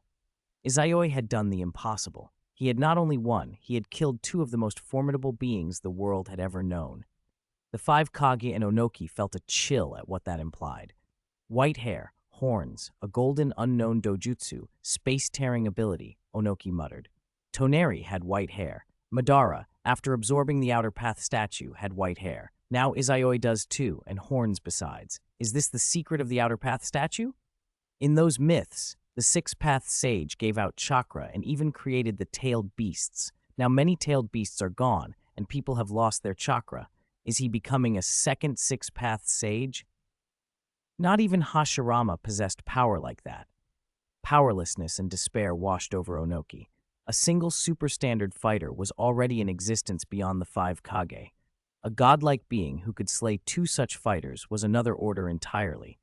Even if all the nations gathered together, they would be insignificant in the face of this. Madara, who had once claimed control of the whole world, had fallen. Izayoi could likely dominate or destroy the entire continent if he wished. Since their renewed energy had come from Izayoi dispelling Madara's genjutsu, resisting him would only bring quicker ruin. The best strategy was to wait and see. If he took everyone's chakra and ninja aptitude, he could strip the world of ninja, leaving only himself, Onoki said, trying to console himself. But he didn't do that. Maybe things aren't as bad as they could be. I just hope he's not as extreme as Madara, he sighed. The other Kage felt similarly. The Hidden Cloud's leadership was in particular turmoil. The final battle had been fought on their soil. The mountain range around their village now bore a massive scar. To learn the victor was the 6th Hokage, and to learn he was the boyfriend of the Hyuga main family's eldest daughter reopened old resentments. A decade earlier, the Cloud had almost abducted Konoha's Hyuga heiress. Izayoi had not forgotten that grudge, even refusing to help Samui rebuild their village afterward. Now the same man had killed Madara and Toneri and stood with unparalleled might. Panic spread through the Cloud like a bell tolling for their future. Worse, Killer Bee had lost the 8 tails, and like the 4th Raikage and Darui, had lost chakra and ninja aptitude. Once mighty Cloud had fallen below even Hidden Mist in strength. At least the Mist still had Mei Terumi, a rare wielder of 2 Kekkei Genkai whose chakra remained intact. The ninja world was in upheaval. Ordinary people, roused from sleep, shinobi stripped of their chakra, leaders fretting over the fate of their lands. All were sleepless. Only the people of the Land of Fire and Konoha, the largest winners, slept soundly. Izayoi didn't care about these political tremors. Compared to such concerns, he had much more pressing matters. After returning home by way of Yomotsu Hirasaka, he gave orders to his wood clone, tasked with keeping Hinata and the other girls safe from threats like Madarahara, Ishiki, or even Hagoromo. A black tier of space opened briefly, then widened into a portal. Hinata and the 3 girls stepped out. "Oni-chan, I knew you were the best." Hanabi launched herself into Izayoi's arms, grinning. Hinata and the others looked on and smiled. Apparently they'd learned of the battle through the wood clone and felt no fear. "Of course, Oni-chan's invincible." Izayoi tousled Hanabi's hair and returned her smile. "Congratulations, Izayoi. You can stop using transformation techniques now," Shion teased. "You still look handsome, like a god," Karin added. Hinata simply smiled. "Enough of that. I need a bath," Izayoi said, rubbing his temples. After half a month of fighting, he was exhausted. The 4 girls' expressions turned to concern. They had hardly slept for 2 weeks themselves, but as spectators to Izayoi's constant strategizing and combat against Madara, Kaguya, and the 6-Path Sage, they had been far more relaxed than he had. Karin, ever bold, rolled up her sleeves and offered to help him recover. Izayoi flicked her forehead and grinned. Hinata immediately offered to clean the hot spring. Shion and Karin volunteered to make dinner. Hanabi puffed up her chest and promised a scrub and a massage. The old house, quiet for half a month, brightened into warmth and noise at their return. The rookies and Izayoi's elders, unable to sense inside the house, wisely left the group alone. After a long, indulgent bath, Hanabi scrubbing his back, washing his hair, giving a pressure point massage, Izayoi stepped out wrapped in a towel and went to his private hot spring. Hinata had already used shadow clones to scrub and replenish the water. The pool steamed, green with life, but Hinata herself was not visible, likely still helping Shion and Karin. Hanabi had gone off to assist too. Leaning back against the rim with only his head above water, Izayoi gazed at the restored moon and the starry sky, pulling the night's loose threads together. Defeating Madara and Hagoromo had earned him great prizes. Several infernal boundary artifacts from Kaguya, and Hagoromo's Ame no Hoko, which he'd fused with chakra beads to invent a space-time slash capable of destroying alternate dimensions in an instant. But that didn't mean the world was safe for good. There were still threats to consider. First was Hamura Otsutsuki, the brother of Hagoromo, whose power should be second only to his elder brother's. Izayoi's current strength couldn't reach or enter the Pure Land, and he didn't know whether Hamura could meddle in the real world the way Hagoromo had. He had to prepare. Second was Ishiki Otsutsuki, a pest who had lurked for at least 2 millennia. Weaker than the Hagoromo brothers in Kaguya, Ishiki was still dangerous, and he had access to a second Ten-Tails power. Capturing him could yield far more than beatings, knowledge of Otsutsuki alchemy and other secrets, perhaps even the second Ten-Tails itself. Finally, pure-blooded Otsutsuki would inevitably come to Earth in the future. Only by addressing these threads could Izayoi be truly at ease. He had smaller matters to handle first and an experiment to run. "Thank you for everything you've done," a soft voice said. Opening his eyes, Izayoi found Hinata beside him, her long hair wrapped in a towel and a fresh towel around her body. She slipped into the water and snuggled against his shoulder. He draped an arm around her and kissed her forehead. "We didn't worry," she replied, looking up. "We always believed you'd win. Hanabi even said you were invincible." Izayoi laughed, full of a joy that had nothing to do with victory. Her trust meant more. Hinata then flashed him a playful look. "Do you want a reward?" she asked. He blinked and nodded eagerly. It was rare for Hinata to take the lead. He wasn't about to refuse. She rose from his arms, unwrapped her hair towel, letting ebony strands fall on the water, then reached for the warm sake. Izayoi expected some light, teasing treat, then watched, alarmed, as she sank beneath the surface, drink in hand. Hiss! Gasping rippled through the pool. The next day, Izayoi's victory spread like wildfire across the ninja continent and the outer islands. For days, the world would be abuzz. Citizens and survivors from nearby lands set out for Konoha, hoping to see their savior. They were doomed to disappointment. Izayoi was not home. He didn't even leave a wood clone behind. On a cliff in the wave country, a ring of sealing symbols appeared overnight. The rock shivered, opened, and a cave formed. Izayoi went down its length to a stone coffin at the bottom, a sealed living body, one of the key contributors to his rise. Yamato, the former Anbu, the only surviving wood release experiment subject, and a Jonin instructor in the original timeline, lay within. Without wood release, Izayoi's path would not have been nearly as smooth. He had spared the man then, opting to seal him instead. Now, with the world quieted and Izayoi ascendant, it was time to unseal him. First, though, Izayoi erased certain memories, so Yamato would not recognize him or Karin. Mastery of yin-yang release and dojutsu at bloodline limit level made such memory edits routine. Yamato stirred inside the coffin. Izayoi's figure had already left.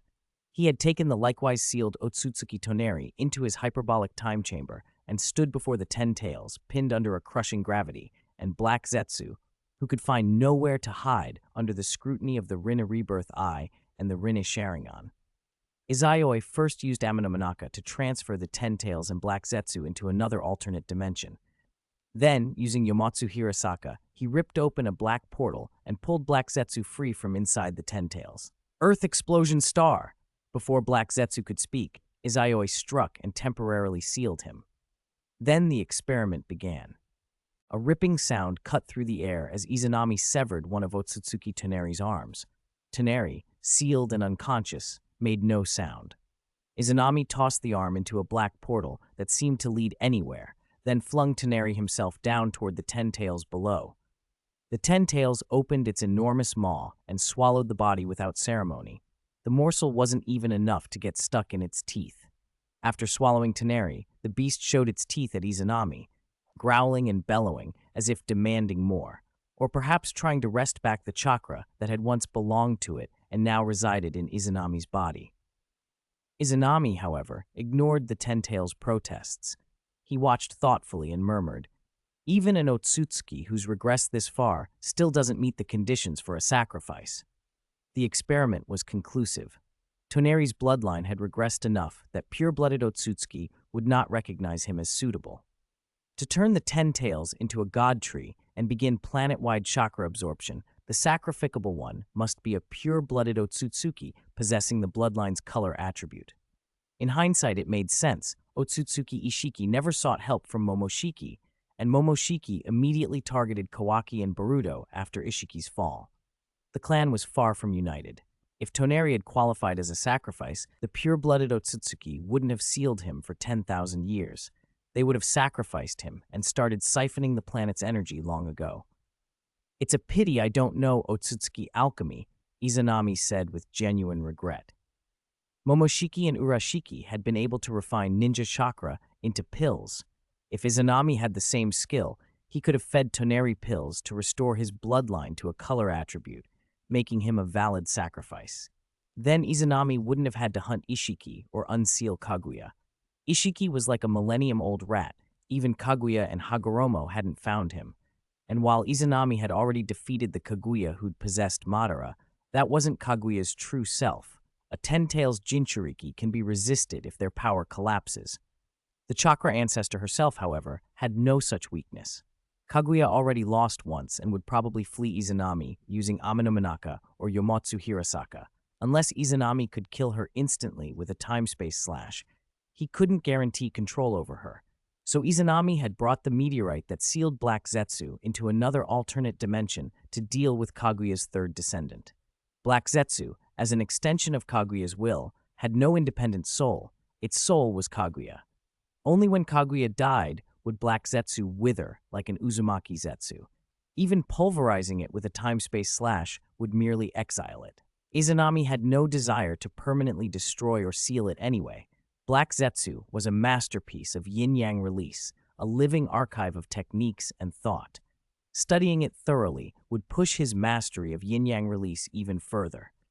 Compared to Kaguya, who had spawned two descendants with the Otsutsuki bloodline color and created Black Zetsu, Izanami recognized he still lagged in creative power, even if his 12 color attributes in combat might had outstripped her and even Hagoromo. With his transcendence aptitude and the advantage of knowing the plot as a transmigrator, surpassing them was only a matter of time. In the other dimension, Black Zetsu squirmed like a slime in Izanami's grip, spitting accusations. "You thief! If not for you, Mother would have been fully revived ages ago. The victor is king, the loser is a bandit," Izanami replied with a smile. "You've been arrogant and reckless. If you'd used Edo Tensei properly or revived Madara when I first rose, I wouldn't have had those years to develop. I have to admit, you helped things go smoothly." Black Zetsu snarled, "Don't get cocky. You can't compare to Mother. When the one Mother fears arrives, your death will come, thief." Izanami only shook his head. He fashioned a box of black chakra, truth-seeking ball, and chakra beads forming a seal, and trapped Black Zetsu inside. He dropped the sealed box to the ground, then opened a Yomotsu Hirasaka gate back to the real world. He didn't have time for more secluded research now. Konoha was lively that day. Streets bustled, people crowded the village entrance. Some had come simply to see the ninja world's savior. Others, merchants and wealthy visitors, had come with sharper motives. They'd heard how Konoha was rising and wanted a head start on whatever prosperity might follow. With those funds flowing in, Izanami expected the village to grow even stronger. Because Izanami had delegated many duties, the major clans and the girls like Hinata were busier than ever. When he arrived at the Hokage's office, the assistants were rushing in and out, too occupied even to pour his tea. Izanami didn't mind. He poured his own, made a small hand gesture, and a blur coalesced by the door. "Hokage-sama." Yuga Uzuki, wearing a cat-faced mask, knelt on one knee and spoke with formal respect. "Please invite Orochimaru-sama to come." "Do so," Izanami replied. Yuga bowed and vanished. A moment later, the door swung open, and Orochimaru entered, white lab coat fluttering and that familiar sly smile on his face. "Izanami-kun no, Hokage-sama. Do you have instructions?" "Orochimaru-sama, please sit," Izanami said, pouring him a cup of tea. Orochimaru sat without ceremony. He stared at Izanami's true appearance, white hair and horns, and finally blurted the question that had been on everyone's mind. "Hokage-sama, are you still human?" Izanami grinned. "What? Do I have 4 eyes and 2 noses?" He didn't mention the third eye he really had. Orochimaru shook his head and sighed instead. "No, it's like you're in another world." Orochimaru had felt the same when Madara came back via Edo Tensei, an overwhelming presence that made even 10,000 allied ninja tremble. The aura of the first and second Hokage, or of Madara and Hashirama, could make even hardened shinobi recoil. That ability to be sensed, to make lesser beings feel their own insignificance, defined those realms. But now Orochimaru could not sense any chakra, life force, or aura from Izanami, as though there was nothing to sense. He'd encountered such a phenomenon once with Obito's projection in the Kamui dimension, but Izanami was standing here in the real world. A scientist by nature, Orochimaru couldn't help but be unsettled. It felt like two different dimensions separated them. That gap was more than the difference between a human and an ant. In front of Izanami, ordinary people weren't even qualified to perceive his chakra. That was as close to godhood as Orochimaru had imagined. "You're right," Izanami said slowly. "It's a difference in realm. If we measure by ninja ranks, the 5 Kage are the pinnacle for ordinary shinobi. The best among them are the limit ordinary people can reach." Orochimaru's eyes flashed with interest. "And the level of the first Hokage, Madara, and you, the one who killed other superstandard combatants, what realm is that?" "Those who surpass the 5 Kage are Super Kage level," Izanami said plainly. "The first being in our world was the 6-Path Sage. He handed chakra to the world. He's the progenitor of shinobi. Power that reaches his realm is 6 Paths level." "And your current strength, Hokage-sama?" Orochimaru pressed. Izanami tapped his hair and horns. "These are the characteristics of 6 Paths level." "You've become a second 6-Path Sage?" Orochimaru's shock was obvious. The 6-Path Sage distributed chakra to the world. Were those whose chakra was reclaimed all done by you? "No," Izanami said with a wry smile. "That was Uchiha Madara, or rather, it was the 6-Path Sage's mother." Orochimaru was momentarily speechless, his brain scrambling for comprehension. Izanami set down his cup, stood, and fixed him with a serene smile. "Orochimaru-sama, do you remember what I once told you? I admire you. If the ninja world lacked you, it would be a great loss. Your talent is one of the few that can break bloodline supremacy. The only thing limiting you is your narrow worldview. Now it's time for you to show that talent. Come with me." With that, Izanami opened a black portal with Yomotsu Hirasaka and stepped through. Orochimaru, snapping back to himself, followed without hesitation. They arrived in a high-tech laboratory, a place of chakra-powered machinery and sterile order. Izanami's gift. He had built it with chakra beads and the insights he'd gleaned from watching the past and from island scientists like those who'd served Ishiki. Rows of white Zetsu stood like specimens in glass cases. These weren't the white Zetsu clones Madara had produced with Hashirama cells. They were products of the infinite Tsukuyomi, genuine white Zetsu. "Orochimaru-kun, what do you need me to help you with?" Orochimaru asked, excitement making him revert to the old familiar address. "I want you to run cloning experiments," Izanami said, eyes gleaming with temptation. "Orochimaru-sama, do you want to try cloning a god?" Orochimaru's breath hitched. Then the scientist's eyes went feral with fanaticism. Chapter 210, Dual Evolution, using a baited status quo. Sacrificing Otsutsuki Toneri to the 10 Tails had been Izayoi-kun's experimental flash of insight. If it worked, it would mean the conditions for the 10 Tails to become a god tree were lax. Even a high-purity mixed-blood Otsutsuki could serve as the sacrifice. If it failed, it would mean only a pure-blood Otsutsuki with the true Otsutsuki bloodline could be used, and then Izayoi-kun couldn't casually hunt down those pure-blooded members. Before Momoshiki and his group appeared, Izayoi-kun really had only 2 realistic targets: Kaguya, sealed within the moon, and Ishiki, whose hiding place was unknown. Both were nearly impossible to catch. Kaguya, as the superior Otsutsuki and the rabbit goddess who had eaten the chakra fruit, had space-time abilities rivaled only by Izayoi-kun himself, and her escape methods were beyond even his reach. Ishiki was marginally easier. Without a vessel bearing his karma, he would have little room to hide, but locating him among countless alternate dimensions was a monumental task. So Izayoi-kun set up a third audacious contingency: cloning. In the Bordo era, 2 brilliant scientists stood out.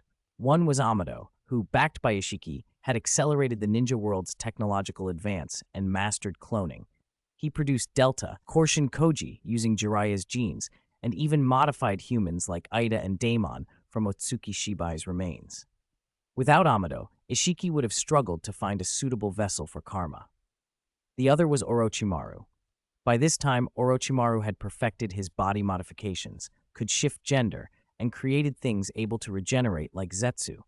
His scientific achievements had grown more than his raw fighting strength. He had even produced artificial humans who could use Sage Mode or enter Sage transformation, but he lacked the resources Amado had.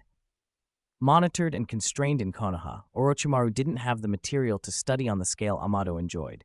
Izayoi-kun believed that given Shibai's genes and Kara-level support, Orochimaru would be at least as capable as Amado. Orochimaru also had Yakushi Kabuto at his side. If needed, Izayoi-kun could even use Edo Tensei to bring back Senju Tobirama to collaborate. Izayoi-kun couldn't find Amado, so he focused on Orochimaru. If Orochimaru could clone someone carrying the Otsutsuki bloodline, Izayoi-kun wouldn't need to hunt down pure-blooded Otsutsuki. He could simply keep producing sacrifices.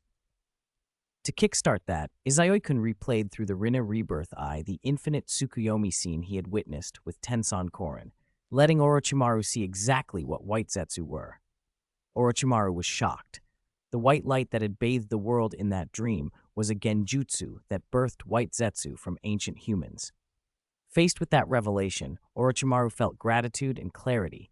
The infinite Tsukuyomi's dream was tempting, mastering all ninjutsu and achieving eternal life. But a dream was no substitute for real secrets and research. If he staked his future on Izayoi-kun, who already occupied a six-path sage-like realm, he might one day explore godlike truths rather than degrade into a white Zetsu. Izayoi-kun promised Orochimaru a proper lab. He would connect an alternate dimension to the real world and seal its entrance so only they could open it. Orochimaru could bring Kabuto in, call Sasori of the Red Sand if needed, or even help from an Edo Tobirama. When Orochimaru asked who Izayoi wanted cloned first, Izayoi-kun opened a rift in space and produced a severed arm. "Start with this," he said. "If you can clone this, your technology has reached the pinnacle of humanity. Then you can try gods, six paths level beings." Orochimaru peered at the arm, stunned. "This arm is Otsutsuki Toneri's," Izayoi-kun said plainly. Orochimaru's realization hit him like a storm. In that final battle, Izayoi-kun had indeed taken down Madara and Toneri. He had no idea the arm came from the real Toneri, or that Izayoi-kun had personally defeated the Rabbit Goddess and the Six-Path Sage. Izayoi-kun handed the arm over, then left the alternate dimension with Orochimaru and had him choose a real-world place to connect to it. Orochimaru picked his present laboratory, the old Root Base. Having returned to Konoha at great political cost, Orochimaru had made Root his residence and lab. Yakushi Kabuto had returned too, now running the Konoha orphanage. Izayoi-kun didn't stint on resources for these two talents. He even gave Orochimaru the complete yin-yang release scroll he'd recovered from the moon, translated into the local tongue. Orochimaru treated it like a treasure. "I knew it," he breathed. "Hidden yin and yang releases are not simple. These two attributes are the greatest secrets of the body. Yin-yang release, the secret of creating all things, a ladder to godhood." "I hope it helps your research," Izayoi-kun said. Orochimaru promised to devote himself to the work. Izayoi-kun told him to take his time. He could wait, even decades, provided Orochimaru could eventually clone Otsutsuki suitable for sacrifice. With an endless supply of clones, Izayoi-kun could continuously generate the colored entries he needed and accelerate his own evolution. For that reason, Orochimaru, Kabuto, and Amado, if he could be found, were among Izayoi-kun's most valued assets. Anyone who harmed them would be torn apart or see their clan annihilated. The alternate dimension lab also served to hide and protect them from Ishiki. If Ishiki found it, he'd be walking into Izayoi-kun's net. A few days later, after setting the experiment and assigning Orochimaru his tasks, Izayoi-kun returned to day-to-day affairs. "Izayoi-kun, Tenzo, the former top Anbu operative, has come back. He wants to meet you." Karen reported in the Hokage office, wearing a black jacket. Her expression was odd. She'd treated Tenzo during Izayoi's wood release, purple, experiments, and had thought he was dead. Apparently he'd been kept alive, imprisoned, and only released now that things had quieted. "Tell him to report to Sasuke," Izayoi-kun said coolly. Karen nodded. Hinata added, The daimyo wants a chakra TV call with you. He scheduled it a few days ago. No need, Izayoi-kun answered. He wrote a single line on a blank scroll, used Yomotsu Hirasaka, and sent it through. In the Land of Fire's daimyo mansion, the fire daimyo and peers were playing cards when a black tear in the air opened and a small window dropped a scroll into their midst. The portal vanished before anyone could shout. Daimyo-sama, that's the Hokage's ability, one of the guards stammered. All 5 daimyo felt the chill of power. This was a level far beyond the old Kage. Any of them could be wiped away in an instant. The fire daimyo, sweating despite his earlier arrogance, opened the scroll and read. Relief flooded his face. He laughed and told the others, "You can breathe easy. The 6th Hokage wants us to maintain the status quo." The 4 other daimyo brightened instantly. Even their household guards, those not controlled by the ninja villages but by the lordships, relaxed. They'd feared Izayoi-kun might upend the one country, one village system and strip them of power. Instead, he was confirming it. The truth was more strategic than altruistic. Izayoi-kun wanted the ninja world to look unchanged so he wouldn't spook Otsutsuki Ishiki. Jigen's body was on the brink of collapse. Ishiki would need a proper reincarnation vessel to fully return and would inevitably start abducting gifted children and rebuilding Kara. If the world remained peaceful and Izayoi-kun stayed tucked away in Konoha, Ishiki might lower his guard and operate under the same false calm that had let him grow in the original timeline. That was exactly what Izayoi-kun wanted, a controlled hunt. He had already dispersed countless wood clones to monitor the world every second. Even if he couldn't detect a precise space-time portal, he would catch Ishiki's moves. Once Ishiki acted, a cat-and-mouse game would begin, and this time, Izayoi-kun would be ready. Chapter 211, 2 years later. Changes in the ninja world. Time moved like a white horse. 2 years flew by in the blink of an eye. By June of Konoha's 66th year, the uproar over the infinite Tsukuyomi and Izanami's rise as the strongest force in the ninja world had long since died down. In those 2 years, the world of Shinobi had changed in unmistakable ways. The shift was obvious from the atmosphere between the nations. Kumogakure, once proud and confident, priding itself on martial strength and once the most powerful village overall, no longer carried that swagger abroad. Even Konoha had suffered humiliations more than a decade earlier and had been cautious around the cloud. Now the cloud's pride had been hollowed out. Facing Konoha Shinobi, those who had once been fighters were timid. They were terrified of leaving any excuse for the savior to retaliate. Kumogakure had been decimated in status. Killer Bee and Yugito Ni had their tailed beasts taken.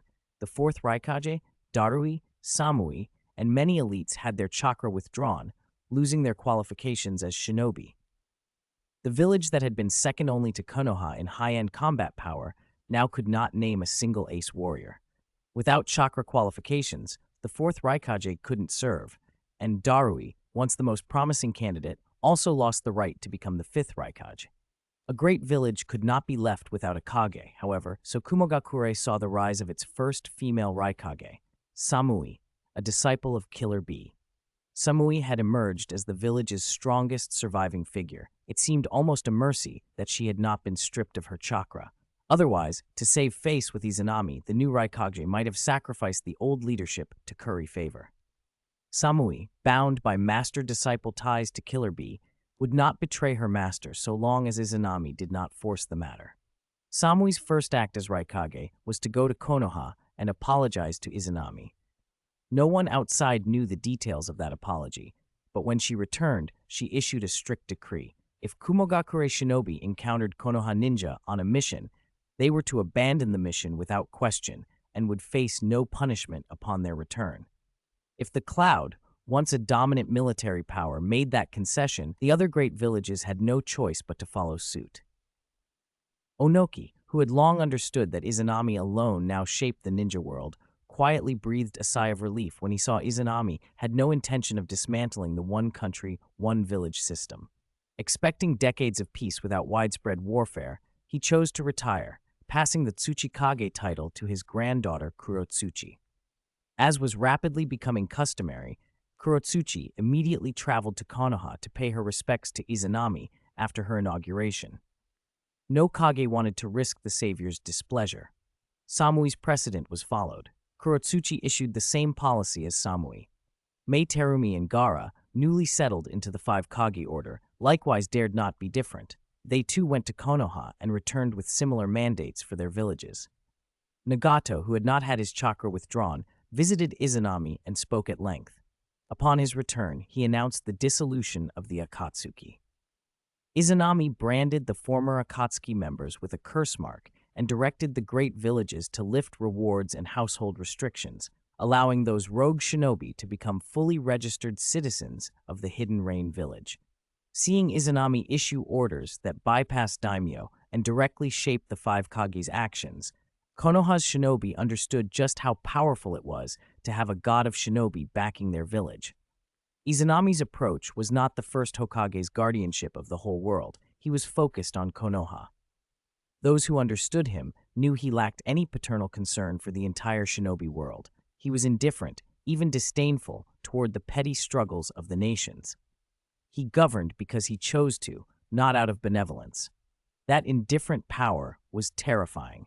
As long as he remained young and intent on cultivation, he seemed content to fortify his strength.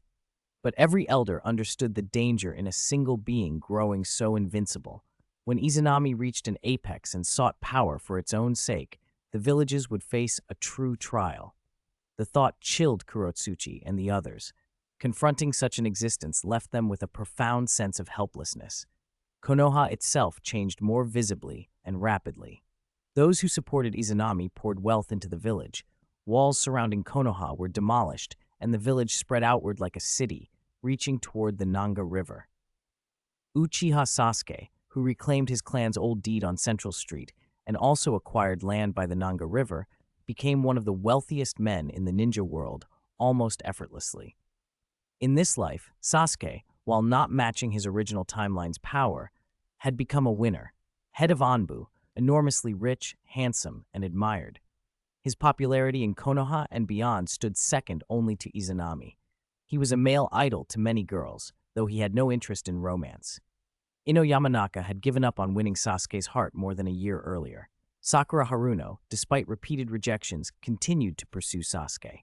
Seeing Sakura so single-minded, Uzumaki Naruto, who had deep feelings for her, gave up on confessing after one failed attempt. This child of prophecy had been stripped of his halo. With the Six Paths Sage dead in this timeline, Naruto lost the extraordinary inheritance he might otherwise have received. He no longer held the Nine Tails and had not awakened any wood release. Instead, he became, in many ways, Jiraiya's heir, Naruto the Sage. To compensate Naruto, Izanami publicly revealed the truth Danzo Shimura had hidden. Naruto was the fourth Hokage's son, and a Jinchuriki from birth. The third Hokage had concealed Naruto's identity to protect him. Danzo had exploited that secrecy to smear the boy and brand him the embodiment of the Nine Tails. Those who had slandered Naruto were suddenly seized by guilt. Naruto's popularity shot up. He became one of Konoha's most admired figures, second only to Sasuke. Given the new recognition, Naruto took time to adjust. Comforted by Jiraiya's memory and Iruka Umino's support, Naruto finally abandoned his dream of becoming Hokage and instead accepted the role of teacher. The once illiterate, troublemaking boy who mispronounced chakra began a path of reversal that made Iruka cry with pride. Naruto, the sage of Mount Myoboku, set himself to become a great teacher, a legacy that suited him in a different but deep way. The rest of the rookie generation settled into new roles. After promotions to Chunin and Jonin, they left behind constant mission drudgery and trained in specialized divisions. Nara Shikamaru and Ino Yamanaka entered the intelligence and interrogation units under Nara Shikaku and Inichi Yamanaka, primed to be future leaders. Akimichi Choji and Inuzuka Kiba followed their father's paths, handling medicinal supplies and beast management. Tenten focused on weaponry sales. Shino Aburame, feeling out of place in Anbu, resigned his post and, inspired by Naruto, chose to become a teacher. Sakura completed her internship at Konoha Hospital and became a capable medical ninja. With her chakra control, she was destined to be an excellent doctor even without training directly under Tsunade. Rock Lee and Hyuga Neji became Jonin instructors. Neji's personal arc had smoothed out without the Fourth Great Ninja War and its sacrifices. Hyuga Hiyashi had told the truth, and, as in the original story, knelt to apologize. Izanami used yin-yang release to remove Neiji's caged bird curse mark, and also removed it from all branch family members. He abolished the main family branch family system entirely, bypassing Hiyashi's authority. The main family members did not protest. The Hyuga had become even more prominent under Izanami's patronage, and their Byakugan status made them untouchable. The former branch families, freed and grateful, became staunch loyalists of Izanami. With the rookies coming of age and the new generation taking over, a peaceful era seemed within reach. Yet Izanami himself remained enigmatic. The Hokage office had become almost mythic. The building had a formal reception hall and bureaucratic departments, and only matters of true importance reached the Hokage's secretary, who issued Izanami's orders. Even respected elders like Tsunade and Anbu, head Uchiha Sasuke, could not casually ascend to the highest floor. The guards at the top worked to keep out all but the most authorized. To those who did not know him, Izanami seemed mysterious and absent. To those who understood him, he was simply indifferent. His power was such that he could use sensing, obstruction, and wood clones to remain unseen. Even if he appeared in the Hokage office, it was often impossible to tell whether it was his true body. Ring, ring, ring. This morning, an alarm's piercing ring cut the silence. It stopped in less than 3 seconds, but it was enough to rouse Izanami. He opened his eyes to find Hinata already sitting up, fastening her belly wrap. He blinked sleepily. "Why are you up so early? If I remember right, it's not your shift." "You're awake?" Hinata murmured, leaning over to kiss his cheek. She smiled. "Sorry to wake you. I'm going on a long trip with Hanabi today." "What are you going on a long trip for?" he asked, half concerned. She only giggled and put a finger to her lips. "It's a secret." The look in her eyes was mischievous. Sleep vanished from Izanami at once. He rolled over, pinning her beneath him with his hands braced on either side of her head. "You're not leaving today," he said with a grin. "Not unless you tell me." Hinata's light armor came off in a breathless flurry. "Ah, no!" Her startled protest turned to laughter as the morning chill was rapidly replaced by heat. Izanami, who had long since mastered astonishing healing, briefly misjudged just how quickly Hinata's own restorative ability would kick in. At the last instant, Hinata bit him hard, and a moment later she was as fresh as ever, grinning and unaffected. She gathered herself and left without a trace of fatigue. Izanami lay back and watched her go, a small, rueful smile on his face. For the first time he felt annoyed at physical healing, how it erased any sense of accomplishment. If he ever wanted to punish Hinata again, he thought, he would have to come up with new tricks. She could no longer be treated like a perpetual blood bag. Chapter 212 finally achieved a positive outcome, and he finally showed up. "So lively this early? I thought you'd be back in bed." Izanami had just finished showering and came out in his pajamas when he heard the girl's teasing voice. He looked toward the kitchen and saw Shion in an apron, making breakfast. With all the departments back on track, the Hokage secretary only had to handle important matters now, and the workload for Hinata and the other girls had dwindled. A year ago, the three no longer had to all show up at the Hokage office together. Even if Izanami didn't attend, they could manage everything by taking turns on duty, sometimes doing almost nothing at all. If they wanted, they could leave a shadow clone behind, and the main body could go out freely. Today was Karen's turn on duty, so Hinata had already gone back to the Hyuga clan to meet Hanabi. The two had planned a long trip. That left only Shion and Izanami at home. Seeing Shion teasing him, Izanami appeared behind her, wrapped his arms around her waist, rested his chin on her fragrant shoulder, and grinned. "Jealous so early in the morning? Want me to take you along next time?" "Humph, as if." Shion blushed and elbowed him. There was clearly a backstory there. "You tempted? Hey, where are your hands? Go wash up. Wait outside. I still need to finish breakfast." "Hey, I'll help." "Hey, that tickles. If you're going to help, don't be so handsy. I'm just getting in the way." The kitchen was full of teasing and laughter. From their banter, it was obvious that in the past 2 years, Izanami had not only reached a positive outcome with Hinata, but had also made rapid progress with Shion. Karen, who had been closer earlier than Shion, had also reached that same milestone with him. In short, they were finally accepted by Hinata. Any attentive person could see how much those two cared for Izanami. Hinata allowing them to live in his house was tacit approval. She'd only made her stance explicit last year, on her birthday, once she came of age and received the best gift of all, the consummation with Izanami, when she officially became sisters with Shion and Karin. Over these 2 years, the young ninja had changed not only in status, but in appearance. Boys often hit a growth spurt at 14 or 15. The difference in strength and build could be dramatic. Naruto, who had been the shortest at graduation, had shot up to 1.8 meters. Sasuke had grown to 1.82 meters. By contrast, the early maturing Izanami and the 3 girls, especially Hinata, hadn't changed height in those 2 years. Their heights were fixed at what they considered ideal, Izanami at 1.88 meters and Hinata just over 1.7 meters. They'd even used yin seals to lock those measurements, not wanting their proportions to shift. Temperament, however, had shifted markedly. Izanami looked more mature overall, yet around Hinata and the others he was more playful than ever. The girls, having become women, carried themselves with a grown-up, wifely air that didn't fit their young ages. Standing next to Ino or Sakura, their presence now clearly hinted at married life, especially when they wore their hair in a domestic style. The Hyuga clan rejoiced. Hiyashi Hyuga himself probed repeatedly about when Izanami would marry Hinata. Izanami already had a plan. After breakfast, amid the usual teasing, Izanami agreed to accompany Shion back to the demon country to help heal the witch's followers. As one of the most secluded lands in the ninja world, only a few people in the demon country had heard of Izanami, and none had seen him. The country had no ninja, only the daimyo's guards had chakra. Even if they revered the god of Shinobi, they could not understand what he actually was, and no portrait of Izanami circulated there. They still worshipped the witch. Since Shion had eliminated Morio and removed that threat, and since she no longer predicted doom at every turn, her following had only grown.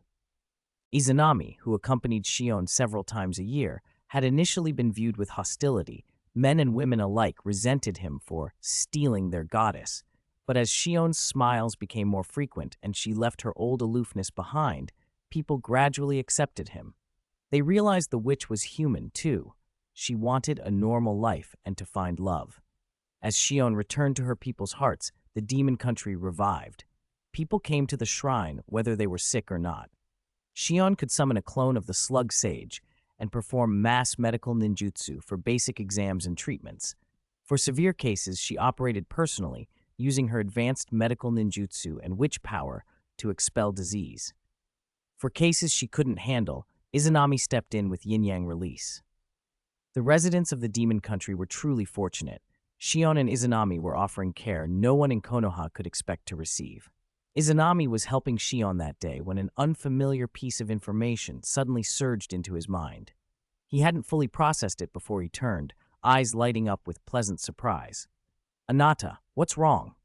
Shion asked, noticing the change. "I have something important to attend to. I'll be gone a little while.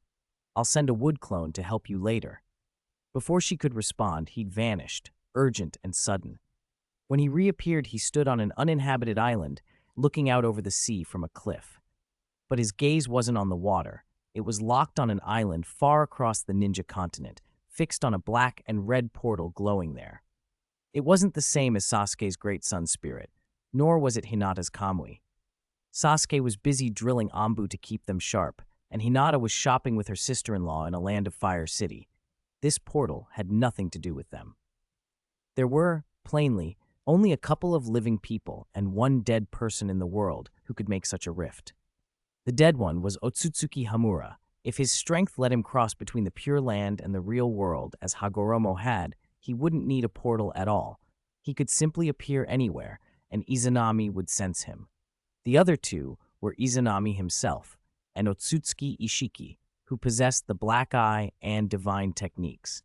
To outsiders, Izanami had seemed lazy these last 2 years, using wood clones, genjutsu, and behavior that made him appear mysterious.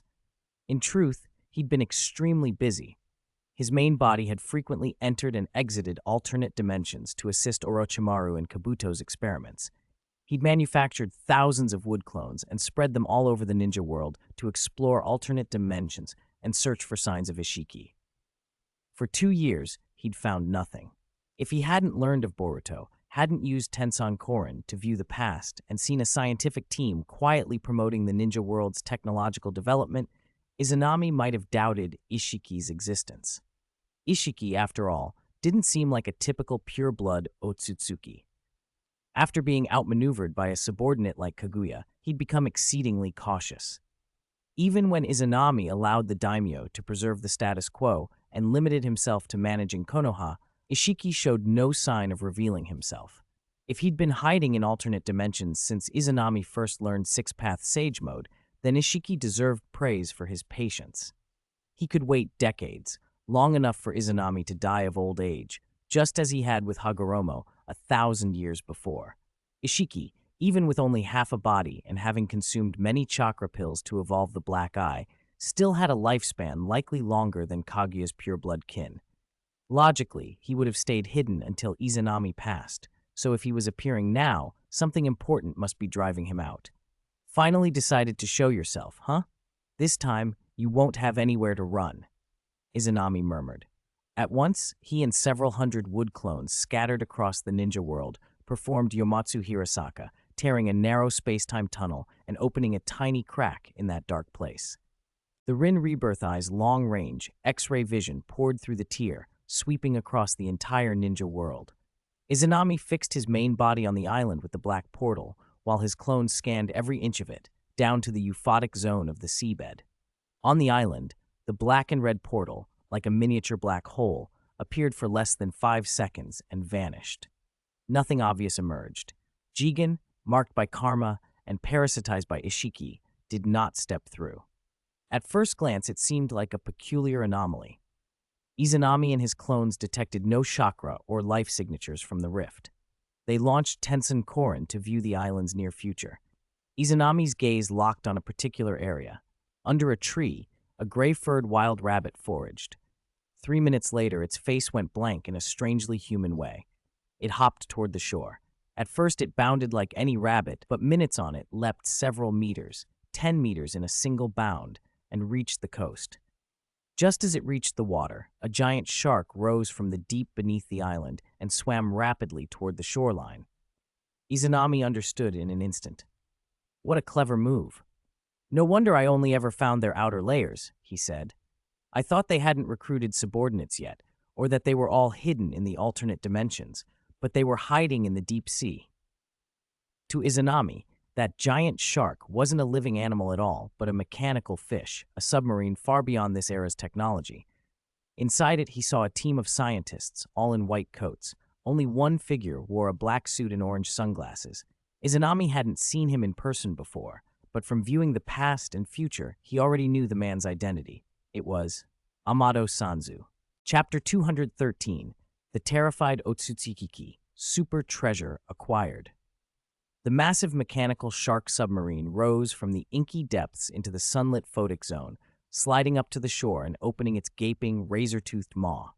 A wild rabbit standing nearby froze, stared at the enormous shark for a few seconds, then bolted into the forest with sheer terror.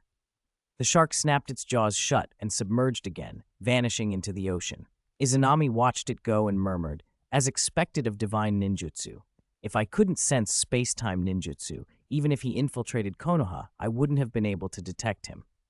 As the shark sank, a figure manifested inside its brightly lit interior. Not by instantaneous teleportation like ordinary space-time ninjutsu, but by inflating and expanding as though filling with air. Only the speed of that expansion made it seem instantaneous to most eyes and to some Byakugan users. Before Izanami's Rinna Rebirth Eye, however, the process was clear and slow. With one look, she saw through Otsutsuki Ishiki's Shukunai Kona, his shrinking technique. Divine ninjutsu was indeed an art only pure-blooded Otsutsuki could master. When Ishiki shrank, his chakra shrank with him and became virtually undetectable. Had Tensan Korin's foreseen future not guided her, Izanami would never have located him. That Shukunahi Kona combined with Daikokuten explained how Ishiki had survived inside a truth-seeking ball and fled to an alternate dimension. But this time, Izanami would not give him another chance. Lord Jigen. Inside the submarine, the scientists, every one of them except Amado Sanzu, bowed respectfully to Otsutsuki Ishiki. He ignored their flattery and instead stared coldly at Amato, displeasure creasing his features. "If you summoned me like this, I expect the news is worth the risk." "It is good news, Lord Jigen," Amato replied with a calm, almost elegant smile. "Please come with me. There's something I want to show you." He led Ishiki to a high-tech metal door. Ishiki followed, curious. The other scientists stayed back, intimidated. Amato was an inner member of their group, the only one allowed such familiarity in front of Lord Jigen. The outer members had never seen an inner member behave so casually around him. Behind the outer door was another, this one requiring a fingerprint. Its silvery surface concealed a special substance that inherently blocked sensing, so effective that even Izanami and Madara in his six-path sage mode could not penetrate it before the final battle. Izanami, however, simply glanced and understood the door's nature. It hid black substances akin to the sealing cauldron Ishiki had used against the Ten Tails. It was similar to yin-yang release and chakra beads, an advanced Otsutsuki technique. The substance could even negate the infinite Tsukuyomi, otherwise Izanami's Rinne Sharingan would have detected it long ago. The room beyond was small and clinical. There were instruments and a single cultivation pod. Standing before it, Ishiki's eyes widened with delight. Inside the pod slept a yellow-haired girl in blue-green garments. She looked exactly like Amato's deceased daughter, Akebi. "No, she's still Delta," Amato said, a shadow passing over his face. The girl resembled his daughter physically, but her temperament was entirely different. It wasn't truly Akebi. Ishiki's expression soured. He had called Amato with authority and now expected something significant. If she's Delta, why the emergency call? Amato met his displeasure with a steady voice. "This is Delta's second body." "What do you mean?" Ishiki asked, alert. "This is a backup clone. If her consciousness is transplanted into this body, she will revive, body and mind restored to the same state as before." Amato's tone was matter-of-fact. As long as Delta's consciousness remains intact, she can be revived at any time. Ishiki's eyes lit up. "So it's a body without consciousness." "Yes, it even looks like Akebi." Regret softened Amato's expression. He'd lacked the means to preserve his daughter's consciousness, otherwise he would have truly revived her. Ishiki, uninterested in the emotional nuance, praised Amato freely. "No need for soul possession, only a will transplant and she returns. You are a scientist beyond your era, Amato." The possibilities thrilled Ishiki. If Amato could make such bodies, he could make clones of Jigen. Even if a clone could not house Ishiki completely, it could take a comma imprint long enough to serve as a semi-vessel. Jigen's body had endured over 2,000 years, but its strength maxed at a Kaji level, while full Otsutsuki power required 10 tails chakra. Ishiki began to discuss the next phase of experiments, eager for more vessels when, out of the corner of his eye, he caught an unexpected sight. Amato's face had gone pale, his mouth gaping. Behind him, a black teleportation gate had opened. A hand shot through and seized Amato by the collar, pulling him toward the void. Instinctively, Ishiki lunged to snatch Amato back, but bone-like arrows, gray and lethal, blew out from the gate. He recognized the technique at a glance and reacted. He used Shukunahi Kona to shrink the incoming projectiles and then flashed away. When he reappeared a meter away, the gate had already closed. Amato had vanished. Ishiki's face twisted with fury and fear. He formed a black-red circular teleportation gate and dove in after Amato. Losing Amato was a huge setback to his plans, but more pressing was his survival. There were other semi-vessels to find. Perhaps a full vessel existed. If he reincarnated now, he might only last hours. To live, he had to flee. He moved through tunnels of space-time ninjutsu, shrinking with Shukunahi Kona and passing curved gates until he emerged into a dim, cave-like alternate space where darkness embraced him and his tiny form felt safe. He spat a bitter curse. It's been so long, and that fellow still won't quit the shinobi world, his relentless obsession with the islands. A twinge of fear shook him. Even when Kaguya first ate the chakra fruit, or her son became the Ten Tails Jinchuriki, Ishiki had not felt true terror, only inconvenience. Now, though, Izanami's instantaneous interception and the fact that she'd taken Amato instead of ambushing only him made Ishiki uneasy. In divine ninjutsu form, he had exposed no chakra, and Kaguya and her sons could not have traced him. Yet in mere seconds, Izanami had detected and countered him. She had been monitoring the entire Shinobi world and beyond. If she could detect his gates once, she could detect them again. If she was alive, his route back to the real world could be sealed. He didn't have long to brood. A black rift dissolved into the darkness, and then a burst of pure white light filled the space, followed by a deafening explosion. When the light faded, the cave's darkness returned, but the area had been transformed into a stone-walled chamber. The geometry of the place had shifted. And there, caged by the new room's gravity, hovered Otsutsuki Ishiki, his eyes wide in outrage. "How is this possible?" he hissed. Suddenly, an oppressive gravity pinned him to the ground. Izanami had arrived, and she was using it to keep him down.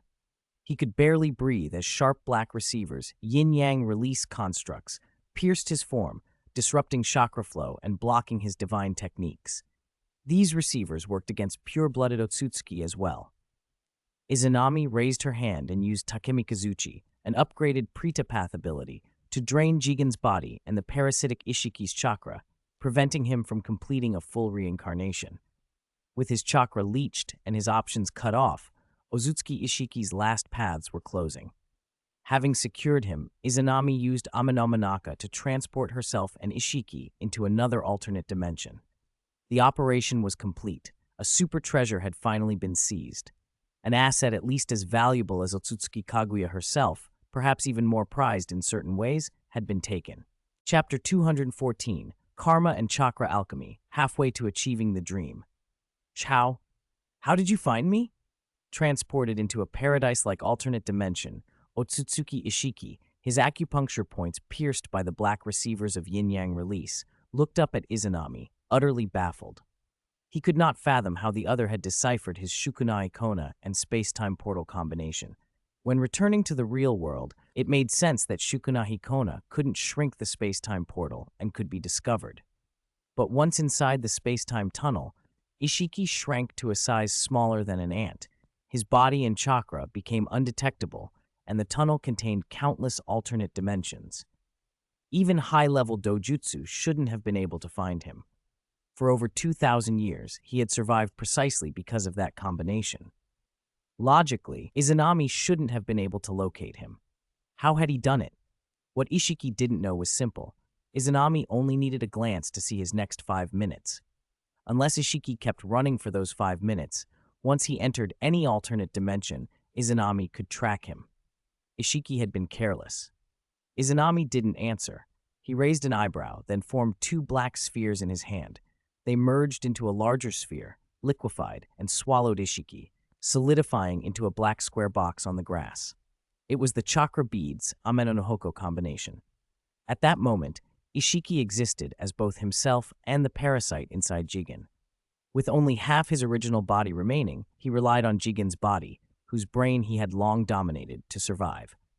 He used Jigen's voice and motor functions to speak and act, and Jigen's body had been marked with Ishiki's karma. All Ishiki needed was a thought to activate the data implanted in Jigen and complete his reincarnation.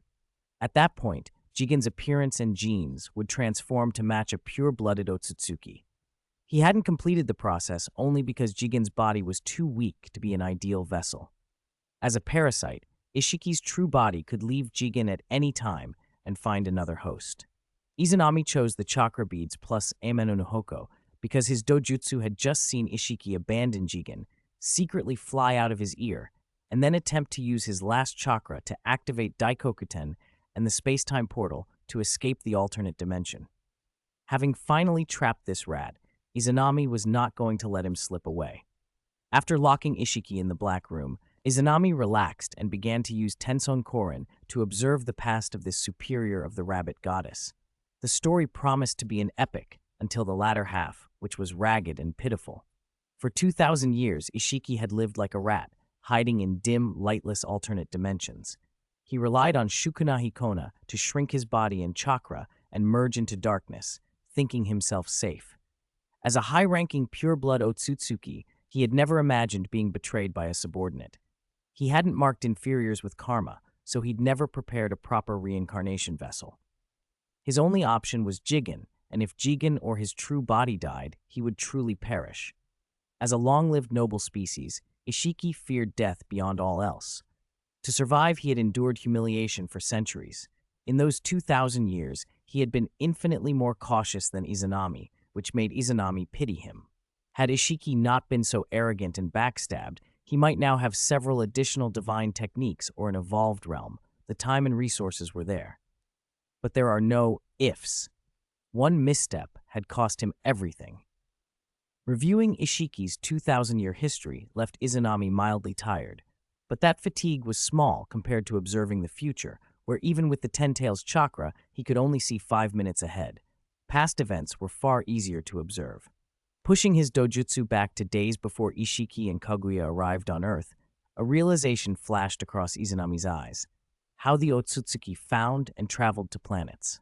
They used the Byakugan and other dojutsu to scan the dark universe for worlds that emitted life energy light, brighter than dead stars, and then used space-time abilities to make ultra-long distance jumps. They teleported first and then flew. With increased dojutsu consumption, Izanami finally glimpsed the Otsutsuki main family and began to understand this race. Long-lived, capable of traversing the cosmos and evolving by consuming chakra fruits or pills. They were like Saiyans, planet-finding conquerors with their own twist. On their homeworld, flight and space-time abilities were normal. Children who hadn't developed those abilities bore horns and possessed astonishing chakra. Jutsu could be cast without hand seals. To be able to use alternate dimension powers before adulthood was outrageous, but necessary for a race that planted god trees to harvest planets' life energy and produce chakra fruits to evolve themselves. Tenson Korin showed scenes like a high-speed reverse reel of Ishiki's life, the Otsutsuki homeworld, flying pure bloods, space-tearing power. Suddenly, Izanami stopped the vision. He had seen one image that snapped his attention: Ishiki receiving a tube of green liquid, his expression ecstatic. They called it a treasure. The Otsutsuki clan's treasure. Could it be? Izanami released Tenson Korin, massaged his twitching eyes, and moved on to the next step. He pressed his hand to the black box. The surface indented slightly, and a blue-white aura, like chakra, flowed over his forearm. It was a soul. Despite using karma for reincarnation and body snatching, the Otsutsuki had souls. That meant soul-searching was possible. Izanami hadn't soul-searched earlier because he didn't want to sift through centuries of memory garbage. Observing the past with Tenson Korin was often more convenient, but certain answers, like the chakra alchemy method, the green liquid, and the specifics of karma, required direct access to Ishiki's memories. For a long-lived being with millennia of memories, finding a single detail was like searching for a needle in an ocean. But Izanami's already open Rinne Sharingan flared scarlet, and then Ishiki, inside the box, still parasitizing Jigen and pinned with black receivers, went blank. A powerful genjutsu seized him. Ordinary genjutsu wouldn't touch a pure-blooded Otsutsuki, but an Infernal Affairs boundary-level genjutsu was another matter. Under Izanami's spell, Ishiki involuntarily recalled the details Izanami sought, and Izanami read them mercilessly. The pieces fell into place. Karma was a way for pure-blood Otsutsuki to digitize themselves, to convert their essence into data and implant it in another's body. Those who could not bear the data would collapse. Those who could would be slowly rewritten until, with a thought, the original owner's soul transferred into the new body, eliminating or absorbing the host. That was the terror of karma. Once fully rewritten, life and death lay at the data owner's whim. It explained how the Otsutsuki had repeatedly duped the Ten Tails into becoming god trees for them. Izanami also learned the secret of chakra alchemy. It was linked to karma. Karma allowed one to digitize and upgrade personal data. Stronger beings meant larger data sets. Consuming chakra pills was essentially a data upgrade, new functions added to the software. But absorbing or transplanting new data required Rinnegan-like absorption power, Preta Path-style absorption. That was how Momoshiki could absorb chakra and refine it into chakra pills without a chakra fruit. Izanami now had that power too. His mood brightened instantly. He had finally found a way to extend his lifespan. His dream, his goal, had finally been halfway realized. Chapter 215, The Genes of the Otsutsuki God Planting the Divine Tree. Finally finding a way to extend his lifespan, Izanami was elated. He didn't even know exactly how long he would live now, but having evolved into a pure-blooded Otsutsuki, his life would stretch for centuries, perhaps millennia. That difference separated him from the brothers Hagoromo and Hamura. All three bore white hair, Byakugan, and horns, but Izanami had reached a different tier. At first, he hadn't understood why the keyword upgrade points always capped at 9. As his Otsutsuki bloodline, color sublimated, and thanks to Transcendence Aptitude color, he awakened the Infernal Affairs boundary, Rinne Rebirth Eye, Yomatsu Hirasaka, and abilities like Aerial Movement color. He gradually realized what that 9 meant, the extreme number. Even within the same tier, keyword upgrades could vary. When points were applied as extreme number upgrades, their upper limit sat far above the usual. Hagoromo, with the Otsutsuki bloodline color, had only awakened the purple Rinnegan and lacked the Infernal Affairs boundary. His was a guardian's inheritance. Izanami's Otsutsuki bloodline color placed him among the noble, pure-blooded Otsutsuki, a superior being. Even without Transcendence Aptitude, Izanami would have eventually unlocked the Infernal Affairs boundary in Karma. The aptitude only sped the process. Izanami's hunt for Ishiki and the chakra alchemy method wasn't selfish. He wanted immortality for Hinata and the other women.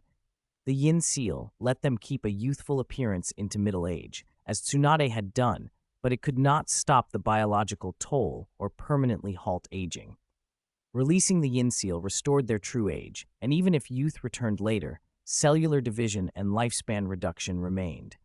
Only chakra alchemy could free them entirely. With Karma and Takemi Kazuchi, Izanami could unseal Kaguya, absorb the Divine Tree's chakra to refine it into pills, or force Ishiki into the 10 tails so it reverted into a divine tree and bore a chakra fruit.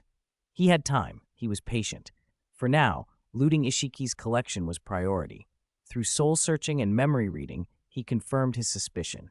The vial of liquid treasured by the Otsutsuki was the gene of the Otsutsuki god Shibai, an existence rumored to have transcended this world.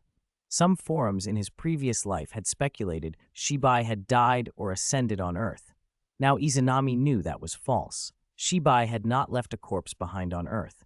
If Shibai had died here, Kaguya would surely have taken some of that divine genetic material, as she had done with Hashirama cells. But Izanami had seen none of that in Kaguya's past. The corpse of Shibai, if it existed, would be the Otsutsuki clan's supreme treasure, and the fact that he could not find it relieved Izanami. Shibai hadn't failed to transcend and then left a contingency on Earth. Whatever Shibai was now, Earth was not its staging ground. Izanami manipulated the black receiver embedded in Jigen and Ishiki, liquefying Ishiki's remaining half while cranking up the Rinne Sharingan's ocular output. He raised his other hand, formed an unsealing sign, and murmured, "Yin-yang release, spirit possession." Ishiki, who had been trapped in the Rinne Sharingan's genjutsu, blinked back to sudden awareness, only to find he had regained a fraction of his chakra but lost control of his body. His black eye activated, channeling ocular power to cast a divine art, Daikokuten. A black and red circular portal opened beside the black box, and, like two invisible motes, something tiny flew out. In the next heartbeat, a gigantic, pure black teapot manifested nearby, and a tube filled with liquid floated into Izanami's hand. They were the second 10 tails, stored within a time-stopped alternate dimension, and the genetic liquid of the Otsutsuki god. The energy humming from that vial was terrifying. Like Hashirama cells, it contained potent life force. Anyone who could not adapt would explode upon transplantation. Those who survived awakening would gain interdimensional abilities, divine arts on the same plane as the Infernal Affairs boundary, and the ultimate ocular techniques. Hashirama cells only unlocked bloodline limits and were on a different level entirely. Izanami did not intend to transplant the gene, nor to devour it with Takemi Kazuchi. Who knew what contingency Shibai might have hidden in it? He already had a dual evolution advantage Shibai lacked. There was no point being greedy. He stowed Shibai's gene away, then used Amanama Naka to send the teapot containing the second 10 tails into hypergravity space. Next, Izanami continued probing Ishiki. He created a wood clone to keep soul-searching Ishiki while watching his past, hoping to learn whether divine arts could be transplanted like Mangekyo Sharingan techniques. If possible, he might copy Ishiki's divine arts. He watched for over half a month, missing his own birthday. Hinata and the others had prepared a surprise, but seeing him engrossed and serious, they left him to his work. The more he watched Ishiki's life from 2,000 years ago, the more Izanami's theories confirmed themselves. Merging identical keywords didn't upgrade them. Upgrading with points still required an extreme number. Point upgrades were a kind of shortcut, forcing a keyword to the upper limit of its tier. His own Tensen Korin was outrageously powerful. Through Ishiki's memories, he met many high-ranking Otsutsuki, beings even above Kaguya, each wielding numerous divine arts. Still, none of them could stop Izanami's ocular intrusion. If interdimensional beings could block lower-level sensing, then there must exist divine arts or infernal affairs boundaries capable of sealing one's past. But those pure-blooded Otsutsuki failed to block Tensen Korin. Clearly, Izanami's eye was stronger than many divine arts. After weeks of watching, he found what he wanted. Divine arts could be transplanted, but not in the same way as Manjikyo techniques. They required karma. Karma could digitize a person and digitize abilities. If one digitized an opponent's ability and copied it into oneself, the ability would be yours as data. This discovery made him treasure karma even more and made him wary. Data carried viruses. Some viruses could evade any antivirus. The Otsutsuki used karma for infinite reincarnation. It was powerful but came with unknown risks. Izanami decided against transplanting Ishiki's Sukuna Hikona, or Daikokuten. He wouldn't take that gamble. He drained Jigen and Ishiki's chakra again and used his control to force Ishiki out of Jigen's body, restoring him to his original scale, but only his upper body remained. The Ten Tails had consumed his lower half. He could not regenerate it. Izanami used wood release to siphon several vials of blood and then severed one arm. With that done, he took Ishiki and Jigen to the Land of Winds Desert, near the ruins of the Roran Kingdom, where the Earth's ley line, the Dragon Vein, was sealed. The Dragon Vein was more dangerous than the Ghetto Stones. One slip could ruin the world. It had been used in the movie as a time travel device. Izanami toyed with the idea of going back in time to see whether he'd visit this timeline's past or a parallel world, but prudence held him back. At the ruins, he prepared the next experiment. Using Amanamanaka, he released the Ten Tails. A deafening roar tore through the sky and kicked up sand. Tsunagakure felt the spike of chakra and roused officials to action, but the surge vanished as quickly as it had come. Back at Roran, Izanami quelled the rampaging Ten Tails with a single glare. The beast, though subdued, watched Izanami and the bound Ishiki hungrily, sensing two of the world's most delicious prey. Izanami forced Ishiki into complete reincarnation. In an instant, the upper half body he had left shattered like an eggshell and crumbled into dust. The blood Izanami had extracted, the severed arm, everything evaporated into nothing. Jigen's form cracked. The white Haori and topknot shifted, revealing pale skin, gray-white hair, and a long, curved horn. Ishiki himself. Without giving Ishiki a chance to react, Izanami used Takamikazuchi to drain the last of his chakra, employed yin-yang release to seize control, severed the other arm, and then tossed the superior being of the rabbit goddess down to the waiting Ten Tails. The Ten Tails, seeing the falling meal, opened its cavernous maw and swallowed. It could not be foiled this time. Ishiki could not shrink with Sukuna Hikona and escape. The beast roared again, an even more earth-shattering howl, and a mountain of dust swallowed them both. When the haze cleared, the Ten Tails was gone. In its place, towering above the desert sands, stood a colossal tree. The divine tree had been planted. Chapter 216, Izanami's Warning, Acceleration Cheat, and Boruto's First Goddess. This is the aura of the divine tree. The moment the Ten Tails reshaped into the divine tree, the three great sages in the alternate dimension linked to the real world opened their eyes in alarm. Each reacted differently. The slug sage narrowed her eyes and fretted. Has that adult become the rabbit goddess of this era? Sk, it's just the wheel of reincarnation, the white snake sage scoffed, clicking her tongue. Old Gamamaru said nothing, his face creased with worry. Above the three great sacred lands, a black rift tore open. A cold, emotionless voice echoed through the void. This world is where I dwell. No matter the disaster, I will settle it. Because of your ties to Konoha, this is a courtesy. Do not interfere, or you will face the consequences. The rift sealed before the sages could answer. Their reply didn't matter. A reminder? That was a warning. the White Snake Sage muttered. What arrogance! That's good, so Izanami-sama won't destroy this world, the Slug Sage breathed, relieved. Gamamaru only sighed after a long pause. Izanami paid them no mind. He always kept a wood clone watching the ninja world. If anyone approached the divine tree, he could use Tenson Korin to view their past.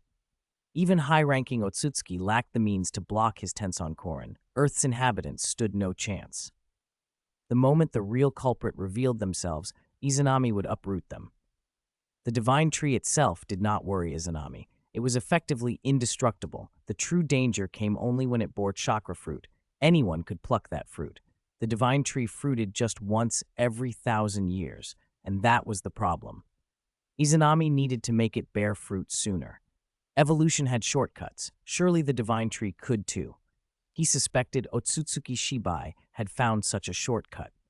To stand above all clan members, Shibai must have used a cheat that affected the Ten Tails and the divine tree. Too slow. Izanami hovered over the tree, watching roots greedily drinking the planet's blue life energy. To everyone else, it looked like an ordinary tree, but in his eyes its roots plunged countless meters into the earth, absorbing and circulating energy until it dissipated. That intake hardened the tree, granting defenses that nullified ordinary ninjutsu. Only sage art, space-time techniques, and powers at the infernal affair's boundary could harm it. Even though the tree's outward form scarcely changed, its mass subtly increased after days of absorption. Still, it was too slow. He decided to run an experiment, but first he set precautions. Would release Advent of a World of Trees. Izanami clapped and the desert shuddered. Thick branches exploded from the ground, ripping through the Roaran ruins and spreading outward with the divine tree and the ruins at the center. A vast oasis grew where dust had reigned. The young divine tree and the altar sealing the dragon vein were now hidden beneath the forest. Izanami condensed a black sphere into 6 receivers and sent them by heavenly transfer to specific sites. 6 translucent red barriers rose, encircling the forest. Ninja art, 6 red yang formation. Then, opening the Rinne Sharingan on his forehead, he cast a high-level genjutsu that warped and veiled the area like a mirage. This was infernal affairs boundary level. Unless one possessed an extremely advanced sage art, even keenest sensing would fail to pierce it. Without 6 paths level strength, breaking the 6 red yang formation was impossible. When that was done, Izanami flew to the altar, sealing the dragon vein. The center held the 3-pronged flying thunder god kunai left by Minato Namikaze and a ring of tadpole-shaped whirlpool clan seals. Izanami had learned the whirlpool sealing method too. 2 years had allowed him to realize part of the potential of the sealing god, colorful. He had mastered all known sealing techniques in the ninja world, even the 6 paths, Earth Explosion Star that Otsutsuki Hagoromo once used. Izanami had studied past scenes and learned it. He raised a hand and formed a chakra bead. A golden beam shot out, pierced the altar, and the seals unwound. A terrifying surge of energy burst forth, but the surrounding formation contained it, even blocking detection by the nearest hidden sand. Planetary chakra, the dragon vein's life energy, erupted like a volcanic fountain, forming a white pillar that ripped the sky. Space bent and time itself flickered inside the column. Anyone unlucky enough to be drawn in might be shredded, flung through space-time, or into a parallel world. Izanami stayed well away and watched. After several minutes, the pillar dwindled and vanished. A well-like opening, riddled with spatial distortion, now yawned in the forest. He didn't approach it. Instead, he looked back at the divine tree and felt a pleased flicker in his eyes. Through his Rin rebirth eye, he saw the roots digging deeper, sucking up blue energy at a terrifying pace. Before it had been like sipping through a straw, now it was like a pump was switched on. As expected of the planet's lifeblood, the speed of drawing from the wound is indeed greater than a mosquito through skin, he murmured. Being a transmigrator who knew the plot had its advantages. If he hadn't seen the Roaran arc, he wouldn't have known the dragon vein's location or its nature. Fused with the planet's energy, the vein was undetectable by Byakugan and other dojutsu unless it erupted. The experiment proved that by drawing life energy through the dragon vein, the divine tree might bear chakra fruit in a few hundred years, not 1,000. That was still too long for him. Even cutting the time by half or a third left centuries to wait. but the experiment also suggested a way to shorten the cycle further. Izanami created a wood clone and had it connect the divine tree to the dragon vein. Tree branches forced their way underground toward the spatially distorted well. A few meters in, the branch, which could withstand even tailed beast strength, cracked and crumbled to dust. The wood clone repaired the branch and pushed it to its limit. Then it whispered, "Takemi Kazuchi." The branch's tip became a gigantic hand, its palm a sucking void. Through the well, it ravenously drew what humans called the Earth's chakra, truly the planet's life energy. The torrent of power rushed through the clone's limbs into the divine tree. Izanami's eyes lit up until both the branch and his wood clone cracked and shattered like glass. Even his wood clone, otherwise near invulnerable, could not withstand the planet's force. Izanami didn't despair. The experiment hadn't failed. Takemi Kazuchi could pull planetary energy. The problem was durability. Would release, and the clone could not survive sustained exposure. Even if Izanami himself entered the field, he could not endure it without grave injury. But if that weakness could be solved, then with Izanami's strength fully unleashing, Takemi Kazuchi could be a true acceleration cheat. He tried other methods, chakra beads, ameno no hoko, hoping to pierce the divine tree and create a space channel to the dragon vein. Both failed. Wood release could link to the divine tree because they shared origin. Yin-yang constructs like chakra beads and ameno no hoko fell into the divine tree's immunity. Still, Izanami wasn't discouraged. If he couldn't force the tree to fruit sooner, he could at least prolong Hinata and the other girls' lives by a few hundred years while waiting for the fruit to mature. But since Takemi Kazuchi and wood release worked to some degree, the shortcut was feasible. Some solution to the durability issue had to exist. He simply hadn't found it yet. There were still years before Otsutsuki Momoshiki and his party would arrive. After dealing with Otsutsuki Ishiki, he had time. Izanami left a wood clone guarding the forest and returned home. "Oni-chan, you're back." "Is everything settled?" He stepped through the black teleport gate of Yomotsu Hirasaka, and a graceful figure leapt onto him, clinging like a sloth. Hanabi beamed up at him. "Yes, it's all settled." Izanami steadied her and smiled apologetically. "Sorry, I held up your preparations." "Hehe, it's okay. Birthdays happen every year. We can make up for it. What matters are Oni-chan's affairs." Hanabi laughed. "Hanabi, you're almost as tall as Izanami-kun. Stop being so childish. Come down." Hinata chided. "What? I'm not even an adult yet. Wait until you and Oni-chan get married, big sister. Then you can manage me." Hanabi teased, but she obediently slid off him. 5 years younger than Izanami and Hinata, Hanabi had grown precociously thanks to Izanami's help and favorable genetics. At 1.7 meters with a striking beauty, though still a touch youthful compared to the Boruto era, she already carried the aura that would make her Boruto's first goddess. Titles like New Generation's Most Beautiful and Princess had spread through the ninja world. As Izanami's only disciple, the sister of the future Hokage's wife, and the destined head of the Hyuga main house, Hanabi's renown now outshone the rookies of the previous generation and marked her as the new generation's standout. Chapter 217, A Belated Birthday Gift, A Flash of Inspiration. "Izanami-kun, is something wrong? Isn't today's meal to your liking?" At the dining table, Hinata and the three girls watched Izanami, who sat at the head of the table, biting his chopsticks and staring into space. In front of Hanabi and the sisters, Hinata and the others were still too shy to switch to informal speech, so they kept addressing him politely. Their voices pulled Izanami back to the present, and he quickly forced a smile. "No, the food's great. I was just thinking about something." What could be bothering Oni-chan so much? Hanabi immediately offered. "Do you need Hanabi's help? With my current strength, I can definitely help." To prove it, she set down her bowl, rolled up her sleeves, and flexed her arm, looking adorably earnest. Izanami and the others couldn't help smiling. "I just forgot what it was. If I remember, I'll ask you for help." Izanami smiled, picked up a chicken leg, and pushed it toward Hanabi. "Here, eat this." Oni-chan still treats me like a child," Hanabi pouted, but she buried her face in the chicken leg anyway. Hinata, passing him a bowl of soup with a gentle smile, said, "If you forgot it, it probably wasn't that important. Think about it after dinner." You made me worry." Izanami nodded, masking the truth. The matter on his mind was far more than a passing concern.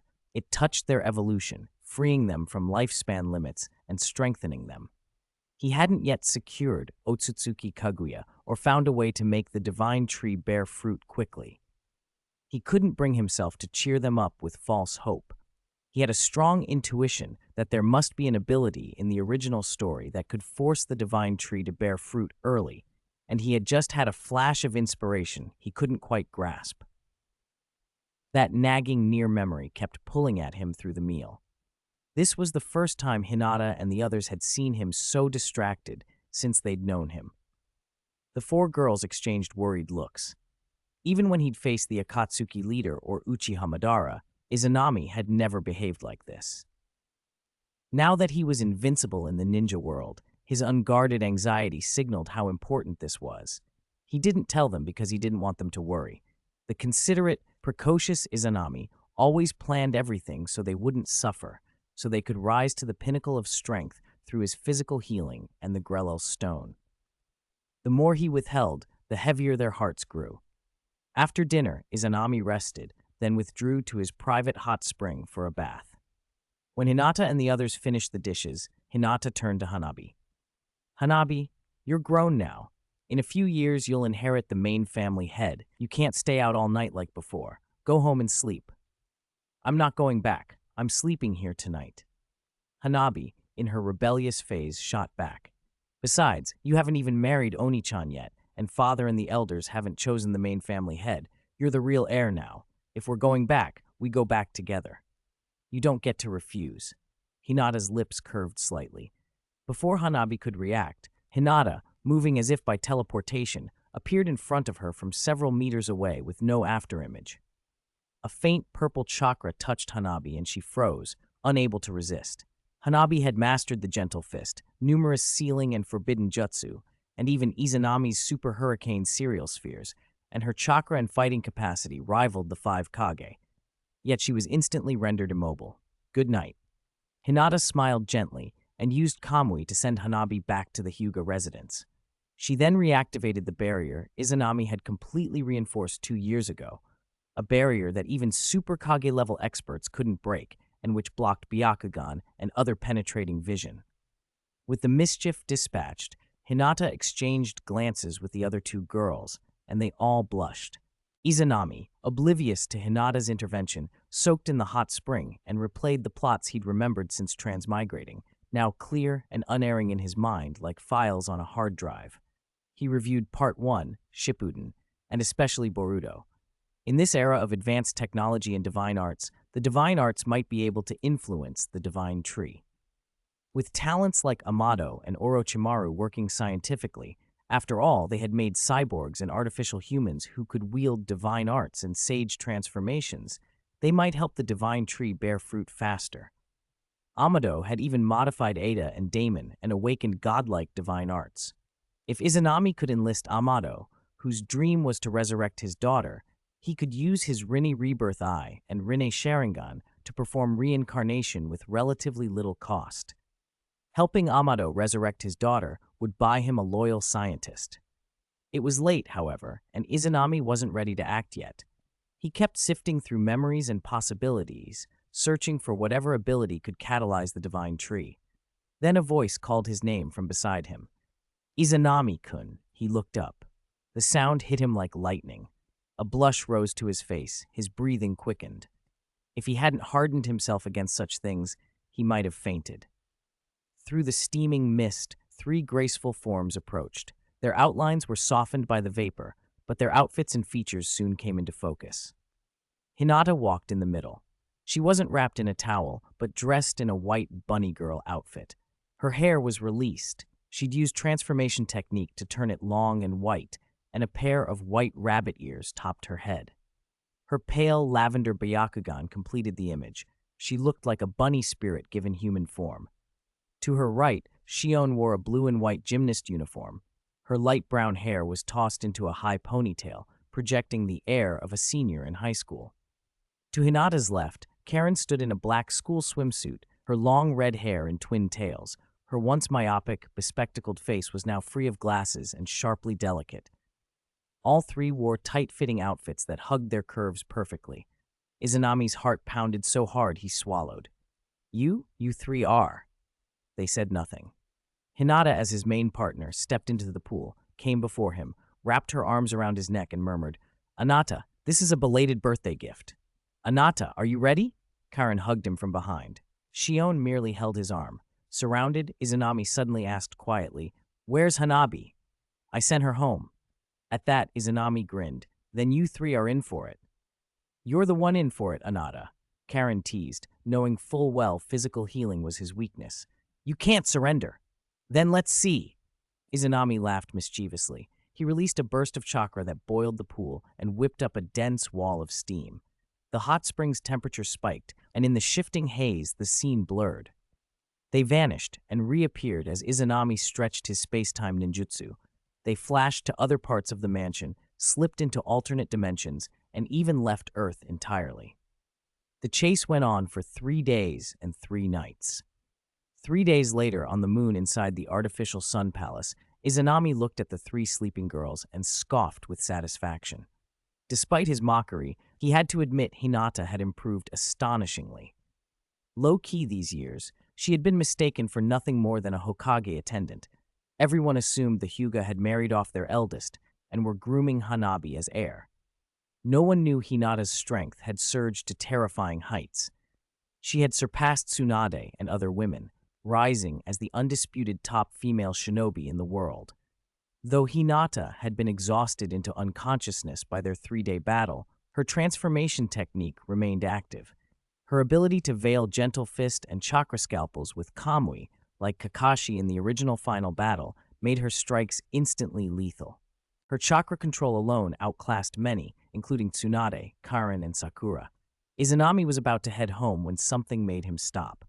Hinata still wore the bunny ears and white hair. That image triggered a flash. A beam of insight streaked through his mind. He smiled, his Rinny Rebirth eye narrowed, his gaze piercing as if seeing through matter. He murmured, "That's it. How could I forget this ability?" Infernal Affairs Boundary, Natural Assimilation. This ability, it's exactly what Takemikazuchi needs. Ha ha! Izanami burst out laughing. The flash of inspiration felt like the best gift. If Hinata hadn't tempted him with that outfit and dragged the fight to the moon, he'd have let the clue slip past him. Otsutsuki Kaguya's Natural Assimilation, an infernal affairs boundary that allows the user to merge with nature and control the environment, had been nearly useless to Kaguya compared to her all-killing Ashbones or 80 Gods vacuum attack. But in Izanami's hands, it could be different. If he could merge with the Divine Tree, or with the ruins of Lulan where the Divine Tree stood, and combine natural assimilation with Takemikazuchi, he could channel Dragon Vein energy into the Divine Tree and accelerate its fruiting. Even if the natural assimilation entry hadn't fully manifested elsewhere, Izanami was confident this method would work. Only divine arts and the power of an infernal affairs boundary could truly affect the Divine Tree. Takemikazuchi was the exclusive dojutsu of his infernal affairs boundary, the Rinny Rebirth Eye, and Kaguya's natural assimilation was itself an infernal affairs boundary. Combining the two would create the shortcut he needed. He glanced at the sealed Otsutsuki Kaguya on the moon and smiled. Seems I need to unseal her. Whether to reveal the entry or to harvest the Divine Tree's chakra to refine elixirs, unsealing Kaguya was unavoidable. He hadn't expected the solution to arrive so quickly, but he didn't hesitate. After sending Hinata and the others home, he launched himself toward the moon, intent on unsealing the goddess and confronting her again. Moments later, he tore through space from Earth, eyes fixed on the moon ahead, full of eager anticipation. Chapter 218, Half a Year, Chakra Pills. Ding! You have obtained the talent entry, Infernal Affairs Boundary, Natural Integration Bow. Merge or decompose. Half a year later. Inside an alternate dimension within a space-time tunnel, a vast meteor hung in the air, its terrifying gravity constantly tearing at the ground. Chunks of earth and rock were ripped free and stuck to its surface, enlarging the meteor bit by bit. From within it, a prismatic beam suddenly shot out, an ephemeral streak of rainbow light that pierced the obstacles of land and struck Izanami, who was floating nearby and completely unaffected by the pull. A cold, emotionless notification echoed in his mind. To Izanami, because of what it contained, the prompt sounded like the most beautiful music in the world. It wasn't easy, but it finally popped out, he murmured. He didn't hesitate. Merge. A rainbow-colored entry appeared on Izanami's personal panel. He had gained the power to merge with nature and wield its force. Having already used Tensen Korin and having watched Otsutsuki Kaguya use natural integration countless times over the past 6 months, Izanami picked the talent up quickly. He began testing immediately. Using Amenomanaka, he shifted from the alternate dimension to the acid dimension and submerged himself in the acid sea. Green, misty water surged like a tsunami and then shot upward like a rising current, forming roaring water dragons. The materialized acid waters obeyed his will, and so did the invisible corrosive properties. In an instant, he reappeared in the ice dimension, commanding both the visible ice and the intangible cold air. When natural integration activated, he became a god of nature. Everything in the environment became part of him. The only reason he had been able to locate Ka's main body with Tensen Korin in the past was that she lacked combat experience and had not truly fused with nature. If she had been fully integrated, she could have rendered him helpless. She wouldn't have needed to flee. Izanami tested natural integration repeatedly and learned its limits and strengths. He didn't return to the alternate dimension where Kaguya was sealed. Instead, he used Amenomanaka to teleport back to the real world and appeared at the ruined city of Lulan, where the divine tree stood, to conduct experiments. To be safe, he did not go in person. He made a wood clone and ordered it to attempt natural integration with the divine tree. The wood clone failed. The divine tree was a different matter. As the source that could bear chakra fruit and bestow vast infernal affairs boundary to anyone who consumed its fruit, it was bound to the planet. If it had not yet begun absorbing planetary energy, it could be damaged by six-path sage mode, infernal affairs boundary-level attacks, or even by Uzumaki Naruto's Rasen Shuriken. But so long as the planet lived, the divine tree would never truly die. No matter how many times it was severed or destroyed, it would grow back. Once it began absorbing planetary energy, it became impervious to conventional harm and healed instantaneously, unless the attacker possessed space-time abilities. Izanami tested this himself. Natural integration, he concluded, might be a greatly weakened offshoot of the divine tree's power, an ability granted by the tree that could have no effect on its superior. So he wasn't surprised the wood clone couldn't merge with the divine tree. He had expected that. What he wanted to know was how to accelerate the tree's absorption and fruiting. He liquefied the ground and slowly moved the divine tree closer to the entrance of the dragon vein. Immediately, the amount and speed of planetary energy the tree absorbed surged. Izanami then used wood release to send a vast network of roots underground. This time, the homologous ability successfully connected with the divine tree. The remaining roots spread toward the dragon vein, emerging from the well wall like tentacles. "Takamikazuchi," he intoned. Each tentacle transformed into a small black hole, radiating a terrifying gravity that frantically drew in the dragon vein's energy. This energy was far more violent than ordinary natural energy. Even a sage body would be severely harmed by it. Izanami's wood clone, despite possessing 6 paths level combat power, cracked and began to fail within a minute. Even Izanami's main body, endowed with a rainbow-colored entry of self-healing, would not have lasted long against it. The soul itself could have been affected, but because he had merged with nature, the invasive quality of the dragon vein's energy was absorbed and neutralized by the environment. It could not tear the earth apart. Instead, it created ripples in the liquefied soil like waves on a lake. The energy was purified of its destructive traits and flowed through the countless branches into the divine tree. The tree's roots still absorbed planetary energy slowly, but being placed near the dragon vein meant that each second delivered a far purer and larger quantity of energy than elsewhere.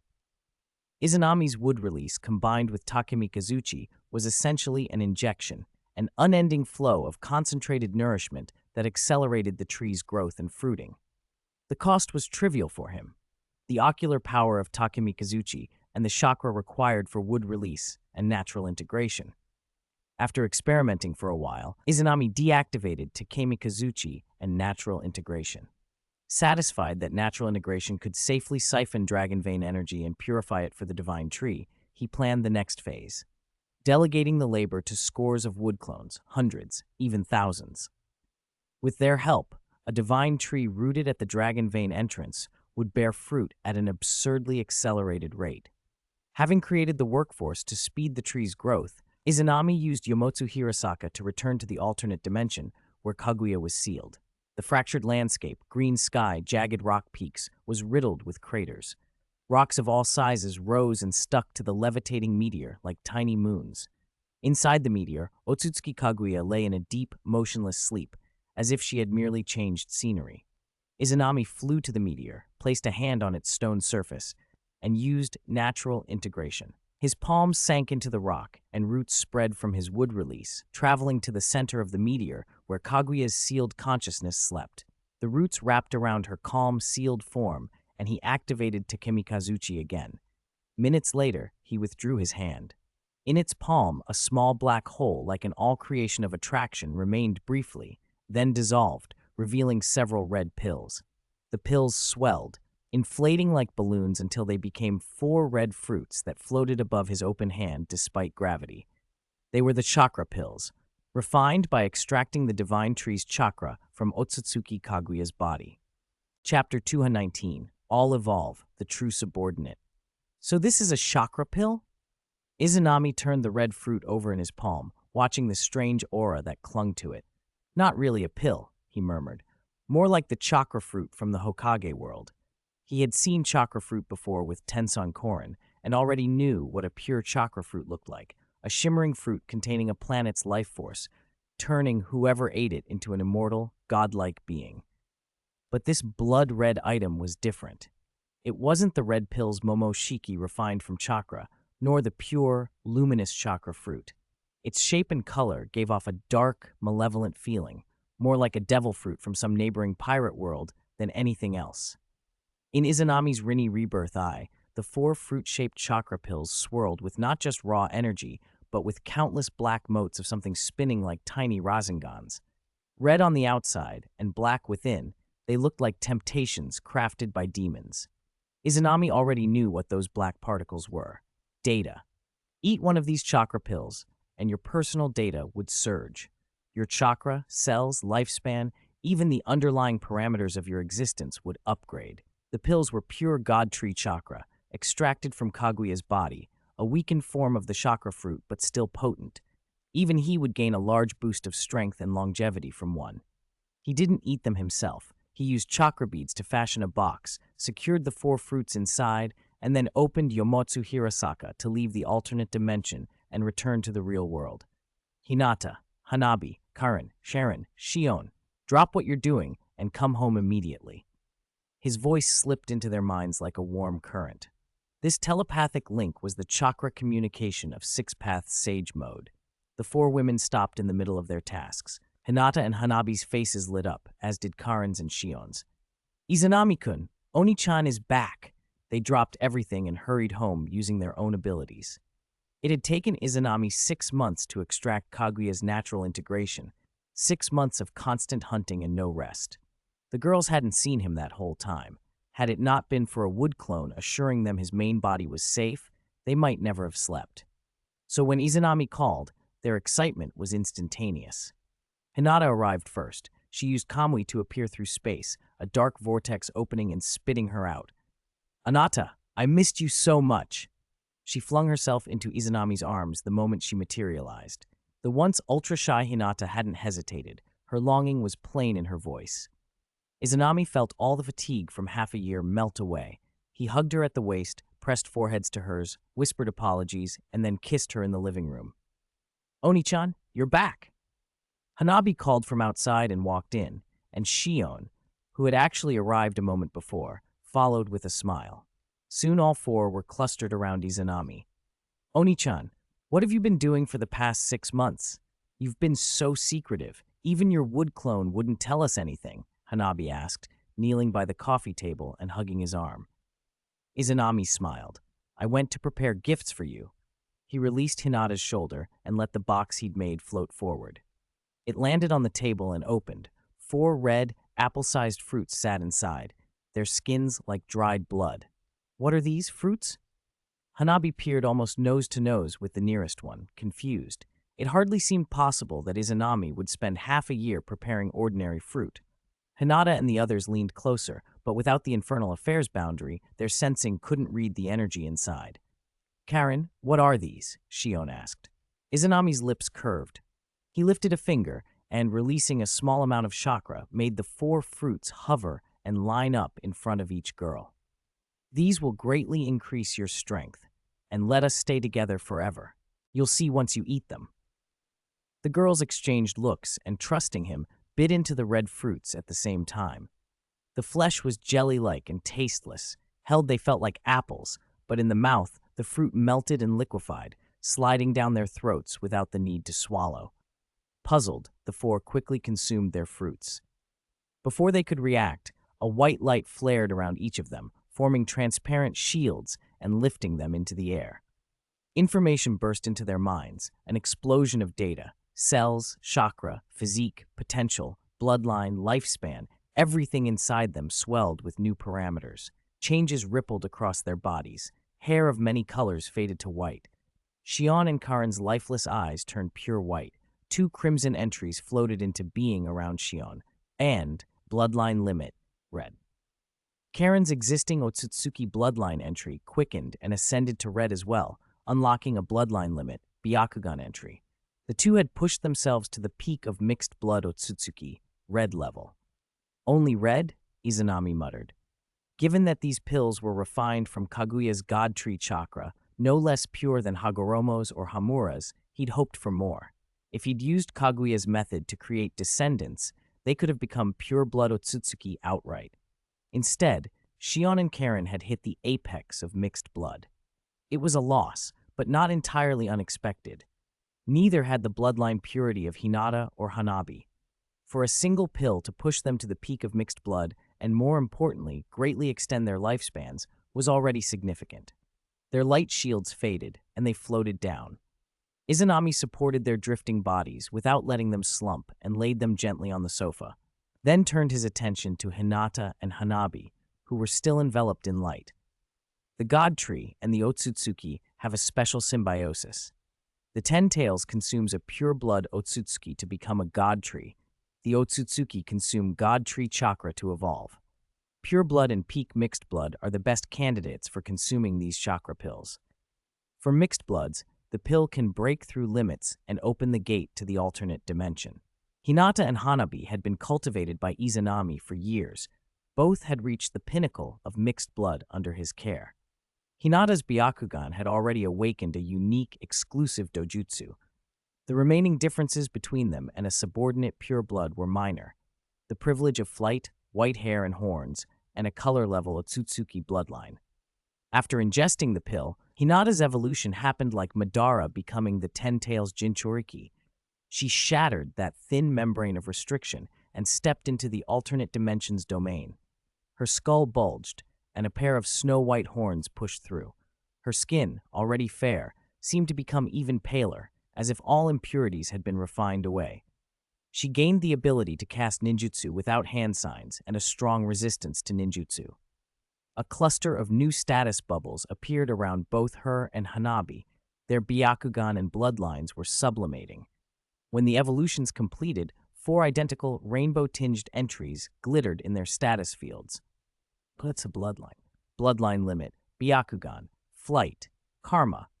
Izanami's eyes sharpened. A mystery that had bothered him years ago finally clicked into place. When he became a pure-blood Otsutsuki, he'd wondered why Urashiki let Toneri leave, saying he would take him back after his seal broke. He had assumed admiration, but now he understood. Beings who had reached the pinnacle of mixed blood were perfect candidates to become subordinates. Feed them a chakra pill, let them break through their limits, and they could be used as dedicated subordinates, or given over as sacrifices when the 10 Tails needed them. Shion and Karen, not having reached that pinnacle, had only achieved red-level ascension. Their potential for becoming true subordinates was limited. In contrast, Hinata and Hanabi were ready. To someone like Urashiki, letting a Toneri type go free made sense. Cheap and efficient material for creating devoted followers later. It suddenly explained a lot. Izanami's mind leapt ahead. If Orochimaru and others couldn't replicate gods, he could replicate Toneri.